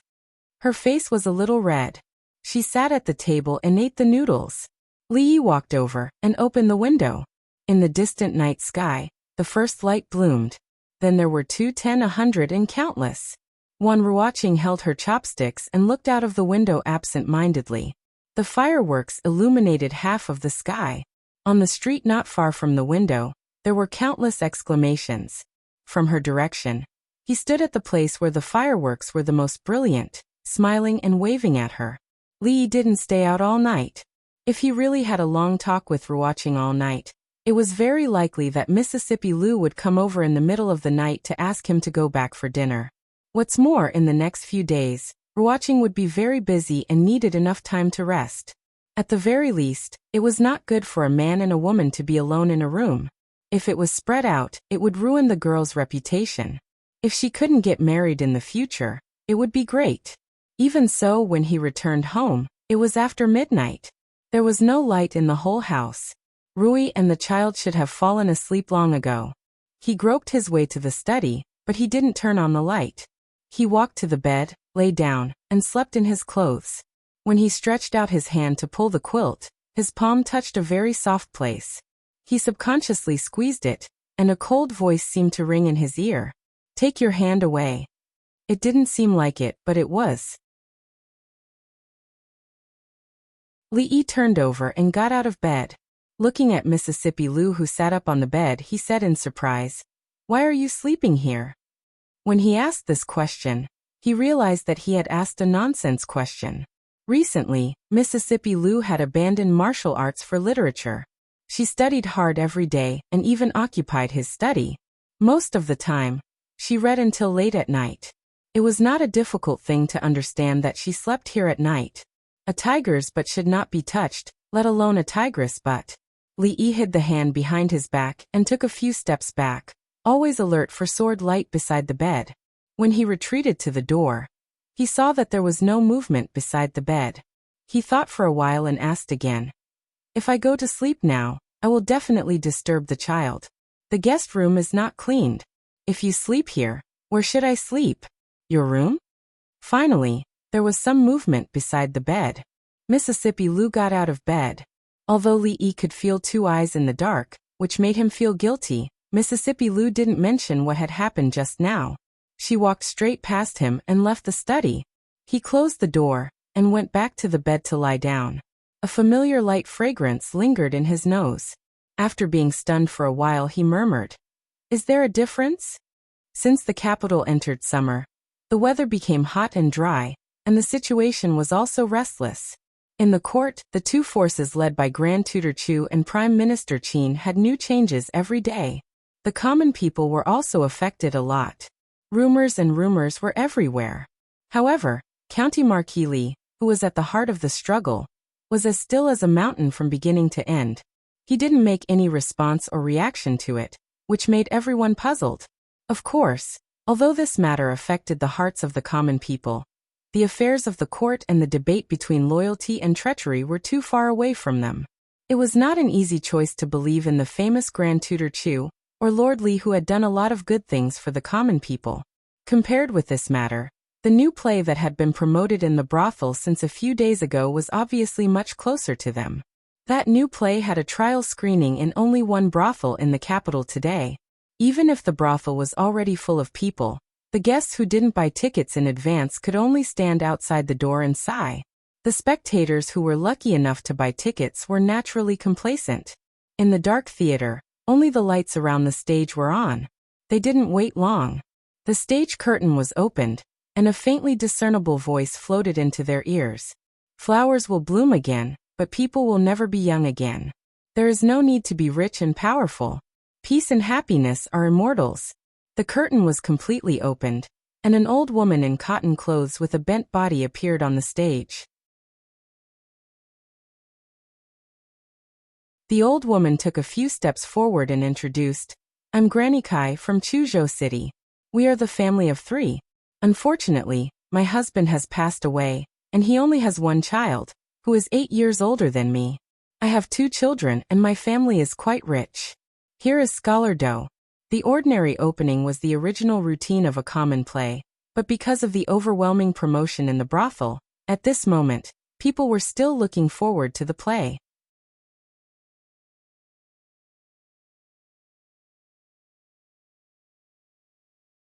Chapter 897. At the beginning of the play, there was a cliffhanger. Do Tianzhong, a shiotsai in Chuzhou City, owed Granny Kai 40 taels of silver, so he had to sell his 7-year-old daughter, Do Yi, to Granny Kai as a child bride. Do Tianzhong received 10 taels of silver from Granny Kai for traveling expenses, and then went to the capital city to take the exam. There were not many highlights in this cliffhanger, but the actors on the stage were excellent, and the plot was smooth. It was quite enjoyable to watch, so the audience was not disappointed. That little Duanyun is quite good at acting at such a young age. You don't know. They have been trained in this field since they were young. Since they can go on the stage, you can't find any fault with them. That's true. But since this play is called Do Yi's Injustice, I don't know what the injustice is. What's the hurry? It's just the beginning. Let's keep watching. Because of the popularity of the Justice Bao series, people were very fond of this kind of drama. Who wouldn't like to redress the grievances of the people? Soon, they found out why Do Yi had been wronged. The Kai family moved, Do Yi's husband died early, and she and her mother-in-law depended on each other. Then they were framed by evil people and happened to meet a corrupt official. Dou-yi had no choice but to confess and admit the crime in order to save her mother-in-law from being tortured. She was sentenced to death and sent to the execution ground, according to the usual practice of the play. This was the most exciting part of the play. This corrupt official deserves to die. This daughter-in-law is so filial. She is willing to bear the injustice in order to save her mother-in-law. Where is Lord Bao? Why isn't he here? Quickly reverse the verdict for Dou-yi. Have you ever seen a play before? How could Lord Bao show up at this time? It was Guard John who descended from the sky and shouted, "Spare her life." Finally, someone couldn't help but remind them. Brothers, are you two acting? Really? Isn't that Justice Bao? Back to the stage. Dou-yi had been sent to the execution ground. Two voices rang in the audience's ears, like a huge bell. Breaking the law for no reason. Not being on guard against being punished by the Constitution. The cry was earth-shattering. In an instant, wandering souls went to the Sunluo temple. How could they not blame the heaven and earth? Good people suffer poverty and have a shorter life, while evil people enjoy wealth and have a longer life. Heaven and earth. He acted as if he was afraid of the strong and bullied the weak, but it turned out that this was also how he pushed the boat with the current. You're the earth, yet you can't tell good from bad. Heaven, you are wrong to judge the virtuous and foolish to be heaven. As soon as these two sentences were spoken, everyone's hearts immediately sank. They seemed to feel that the injustice Dou-yi had suffered had reached the point where even heaven and earth resented her. At this time the executioner said, "Death is at hand, what else do you have to say?" Dou-yi said, "I want a clean banquet. When I Dou-yi stand up, I want zhang, 2 white ropes to hang on the spear. If I Dou-yi am really wronged, my head will fall wherever the knife passes. My hot blood will not stain the ground, it will all fly to the white silk. Now is the hottest time of the year. If Dou-yi is really wronged, after she dies, 3 feet of auspicious snow will fall from the sky and cover her corpse. I Dou-yi died a wrong death. From now on, Chuzhou City will suffer from drought for 3 years." Dou-yi's voice was sorrowful as she made 3 wishes in a row.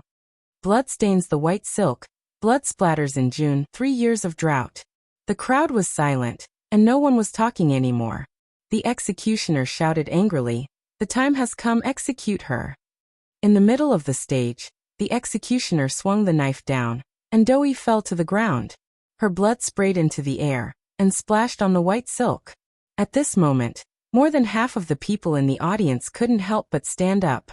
Bloodstains on the white silk. It was indeed bloodstains on the white silk. Dou-yi's first wish had come true. On the stage, the executioner quietly made a hand gesture, and a board rose up from where a piece of the stage was missing, and the stage became seamless again.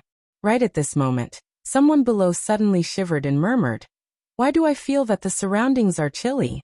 Someone couldn't help but wrap his arms around himself. Although the weather was hot, there were ice mirrors everywhere. Even if it wasn't hot, it wouldn't be cold. Someone suddenly felt a chill in his nose, and he couldn't help but touch his nose, only to find that it was wet. When he raised his head, he discovered that there were actually white snowflakes falling from the sky. Is it snowing? How is that possible? It's summer now, and we are in a brothel.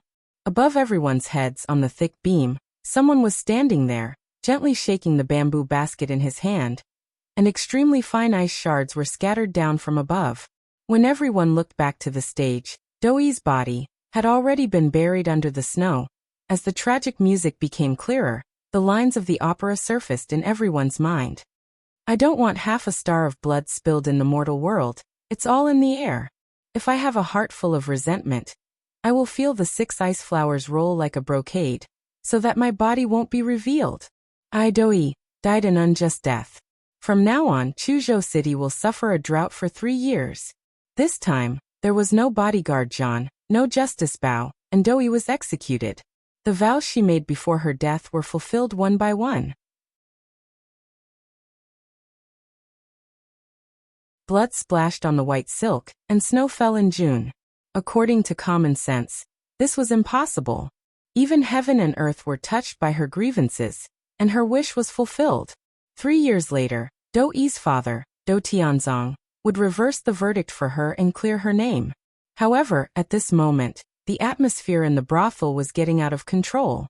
On the stage, the performers who were about to start their performance had no choice but to stop. Below the stage, many people stared at the stage in a daze, and many had tears streaming down their cheeks. Doi was unfortunate, and she was miserable. However, only a few of those who could sit and watch the show were from rich families.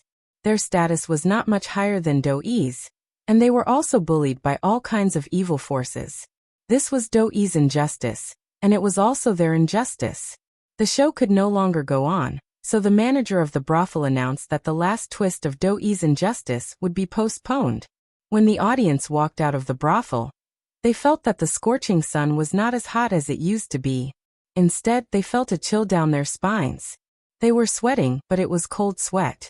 What's wrong with you guys? Is the show over? Was it good? What's going on? Say something. The audience couldn't get any useful information from the people who had already walked out of the brothel. By then, the second show was about to begin, so they didn't have time to ask the audience questions. After a long time, the second group of people walked out of the brothel. An unjust case shocked the world, and snow fell in June. In just a few days, the play known as The Greatest Injustice of All Time had spread across the capital. All the other shows in the dozens of brothels in the capital had temporarily stopped, and only Doi's Injustice was being rehearsed in every brothel. In the county government of the capital, County Magistrate Lu looked at the thick stack of papers in front of him, and suddenly felt dizzy. He slumped in his chair and murmured, "How can there be so many unjust cases in the capital, right under the feet of the emperor?" Below, Arrestor Zhao showed a wry smile and said, "Lord Lu, don't complain. These days, it's the same everywhere in the county government. Chuzhou is our neighbor. The governor of Chuzhou and the magistrate of Shanyang County have been scolded badly. The people of the capital are filled with righteous indignation. Some people are even kneeling at the gate of the palace, begging the princess to investigate the case thoroughly and prove Doi's innocence. This is just a play." County Magistrate Lu slammed the table angrily and said loudly, "But there are so many unjust cases. How can I investigate? Sir, this is really nothing. Think about it this way. In the play, if it wasn't the magistrate of Shanyang County, but the magistrate of the capital." "Shut up." County Magistrate Lu's face turned pale and his whole body quivered. He suddenly bounced up from the chair and shouted, "Beat the drum, raise the court, I'm going to break 10 today." On the street in the capital, a man looked at the woman next to him and said pitifully, "My wife, believe me, I really lost my purse. I didn't keep a vixen outside." The woman said angrily with a face full of disbelief, "How dare you deny it? You have the smell of her perfume on you. Do you think I can't smell it?" The man helplessly took out a bottle of perfume from his pocket and said, "This is the birthday gift I bought for you with the money I saved for a year," he said with a sad face. "How dare you suspect me of keeping a vixen outside? I am more innocent than Doi." "What? You have a secret stash of money?" At the corner of the street, a woman chased after an 8 or 9-year-old child and said angrily, "You didn't go to school today, did you go to the brothel?" The child stopped and shook his head. "I didn't. You are wrongly accusing me." The woman grabbed his arm. "How dare you lie to me? The teacher in school told me everything." "I really didn't." The child shook his head violently and said loudly, "Mother, you are wrongly accusing me. If I die of being wrongly accused, I will make my blood splash on the brothel, snow in June and drought for 3 years in the capital. You are still denying it." The woman took off his pants on the street and slapped him a few times, saying as she slapped him, "I will make your blood splash on the brothel, snow in June, and drought for 3 years. Recently, there was a wind of crying injustice in the capital. Everyone, regardless of gender or age, called themselves Doi. When the brothel performed for free, there were even no pedestrians on the usually crowded streets. In addition, the government offices in each county were blocked by the people who appealed every day. The situation did not improve until the government suppressed several groups of troublemakers with a tough attitude. At this time, in front of the government office of the Ministry of Justice, a weak woman walked out of the crowd. After beating the big drum at the entrance of the government office, she knelt in front of the door and cried out in a sad voice, "Sir, I am wrongly accused."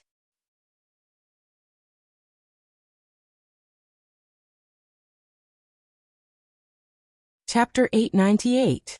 Sir, I've been wronged. The woman knelt in front of the Ministry of Justice. Her voice was extremely sorrowful, as if she had a great grievance in her heart that she had nowhere to cry about. It drew the sidelong glances of passers-by. Recently, the common people had been filing complaints. It wasn't just the yamen of the various counties, but also the yamen of the capital, the imperial censorate, the Ministry of Justice, and even the Ministry of Revenue, Ministry of Rights, and Ministry of Works. As long as it was a yamen, it was unavoidable. After all, the number of yamens was limited, and there were many people. It was impossible for them all to gather together. Even if all the yamens in Jingdo were taken into account, there wouldn't be enough. This kind of situation had greatly hindered the normal operation of the yamen. Thus, the eldest princess quickly made an order based on the feelings of the people and the actual situation in Jingdo. Anyone who took the opportunity to purposely cause trouble and block the yamen would be severely punished as a warning to others. If there were truly any grievances, they should be filed in an orderly manner. The relevant yamen would deal with them one by one according to the urgency and severity of the case. Any grievances had to be tried, and any cases had to be reversed. The bottom line of the law was strictly observed, and the people were given a clear sky. With the eldest princess order, the vigorous anti-corruption cases among the people were temporarily eased. It didn't disappear. Instead, it went from disorder to order. Countless eyes were fixed on the various yamens in Jingdo. At this critical juncture, even the usually unbridled playboys in Jingdo were tightly restrained by their families. They were terrified that they would cause trouble and become targets in everyone's eyes. Even a small matter would be infinitely magnified to a point where their families couldn't bear it. The Ministry of Justice usually dealt with serious cases. Unless the emperor designated it, the main hall of the Ministry of Justice was usually closed, and complaints of grievances were not allowed in front of the Ministry of Justice. However, this time was different. Each county yamen was about to go crazy, and the Ministry of Justice couldn't be idle either. A bailiff had already come out from inside, and kindly helped the woman up from the ground. He kindly asked her what grievances she had suffered, and if she had a piece of paper. If she didn't, she could have a bailiff from the Ministry of Justice write one for free. From beginning to end, there wasn't much impatience on their faces. So many people were watching on the street. If one place wasn't handled well, the Ministry of Justice's reputation would be ruined. This was a special time. If something went wrong at this time, it would be strange if the minister didn't skin them alive. Soon, the woman was helped into the hall by a Ministry of Justice runner. Among the onlookers on the street, someone shook his head and said, "In terms of how they treat the common people, the officials of the Ministry of Justice are still the best. Unlike the governor's mansion. I heard that some time ago, someone went to the yamen to seek justice, but the people of the yamen didn't care. They even locked the person up for disturbing the yamen. Compared to the Ministry of Justice, the difference is obvious." "That's right." As soon as he finished speaking, someone else chimed in. "Unfortunately, I was also present at that time. It is said that the young lady's younger sister died. This is a murder case. The people at the capital's magistrate's office are really too careless. I heard that the young lady has been arrested several times. What is the capital magistrate worried about?" Another person interrupted. "The one who went in just now seems to be the young lady. Why is she in the Ministry of Justice this time? There's such a thing." Someone's face was filled with anger as he quickly walked towards the entrance of the Ministry of Justice. "If that's the case, I might have to take a look at this case. I'm going to. Let's go together."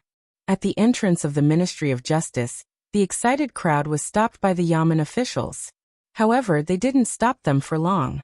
After verifying their identities, someone specially led them in. Based on the principle of fairness and openness, when the Ministry of Justice was conducting a case, the common people were allowed to listen in.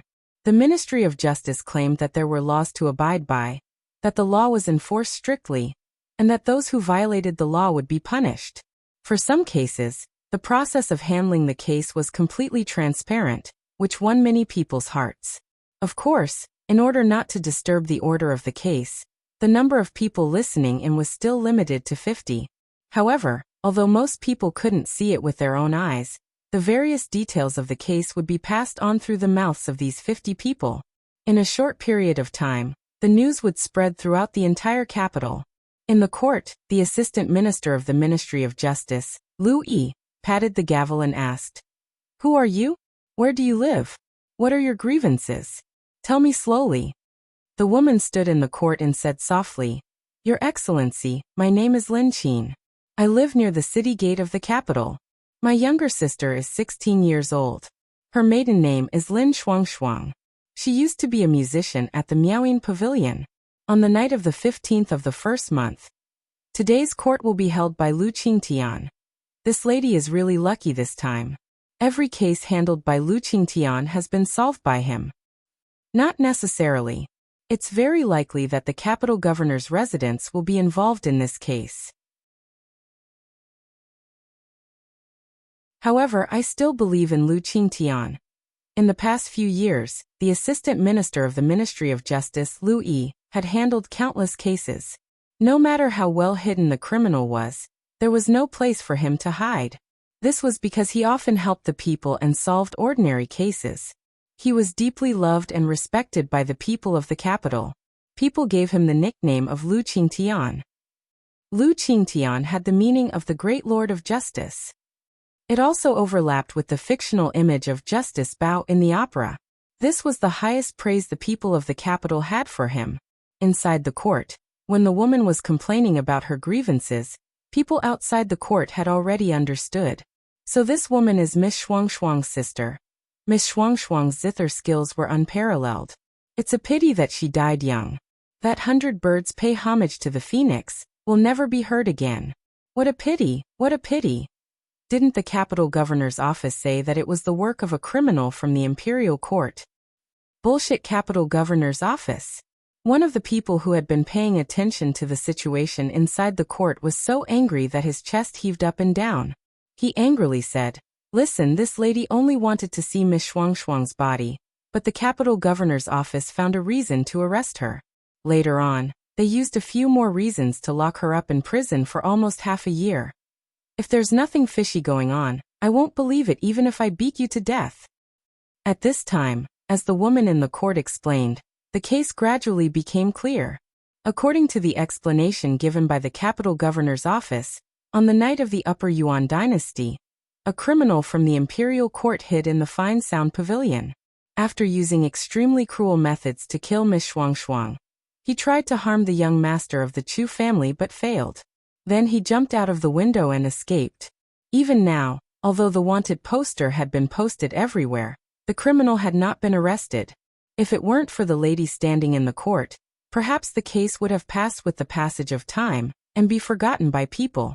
However, her experience and the actions of the capital governor's office added many points of doubt to the case. How did Miss Shuangshuang die? How did the criminal escape the heavy pursuit of the government without leaving a single trace? What role did the capital governor's office play in this case? The entire case suddenly became complicated and confusing. Everyone said that Dou-yi was wronged. This lady's younger sister had died a dubious death. She went to the government to seek redress and was imprisoned for half a year. She had no place to seek redress for her grievances, so how could she not be wronged?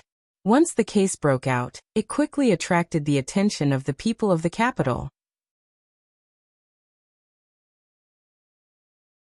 It also made the Ministry of Justice pay great attention to it. The relevant witnesses of the Fine Sound Pavilion had already been brought to the Ministry of Justice and were heavily protected. The Ministry of Justice had also sent in a request to pull out all the files related to the case from the capital governor's office and reinvestigate the case. They wanted to prove the innocence of the deceased and give the people who were paying attention to the case an explanation. Under these circumstances, Dou-yi's injustice continued to be performed in various brothels in the capital. Every day, countless benefit performances were held in a certain brothel. Fong looked at Li Yi and said with some heartache, Young master, this stage, this scene, this effect, so much ice and only so little ticket money, and so many benefit performances. This time we've suffered a great loss. Li shook his head and looked at him. With sincere and heartfelt words he said, don't always think about money. You also have to think about contributing to society. That you're tuning in to the Li Mei's Wuxia Whispers YouTube channel. We're so grateful for your support, and don't forget to subscribe to join us on this incredible journey through captivating stories. Your generosity through donations truly makes a world of difference, as it's the primary source of revenue that allows me to expand and enhance this channel for you. Thank you from the bottom of my heart for being a part of this adventure.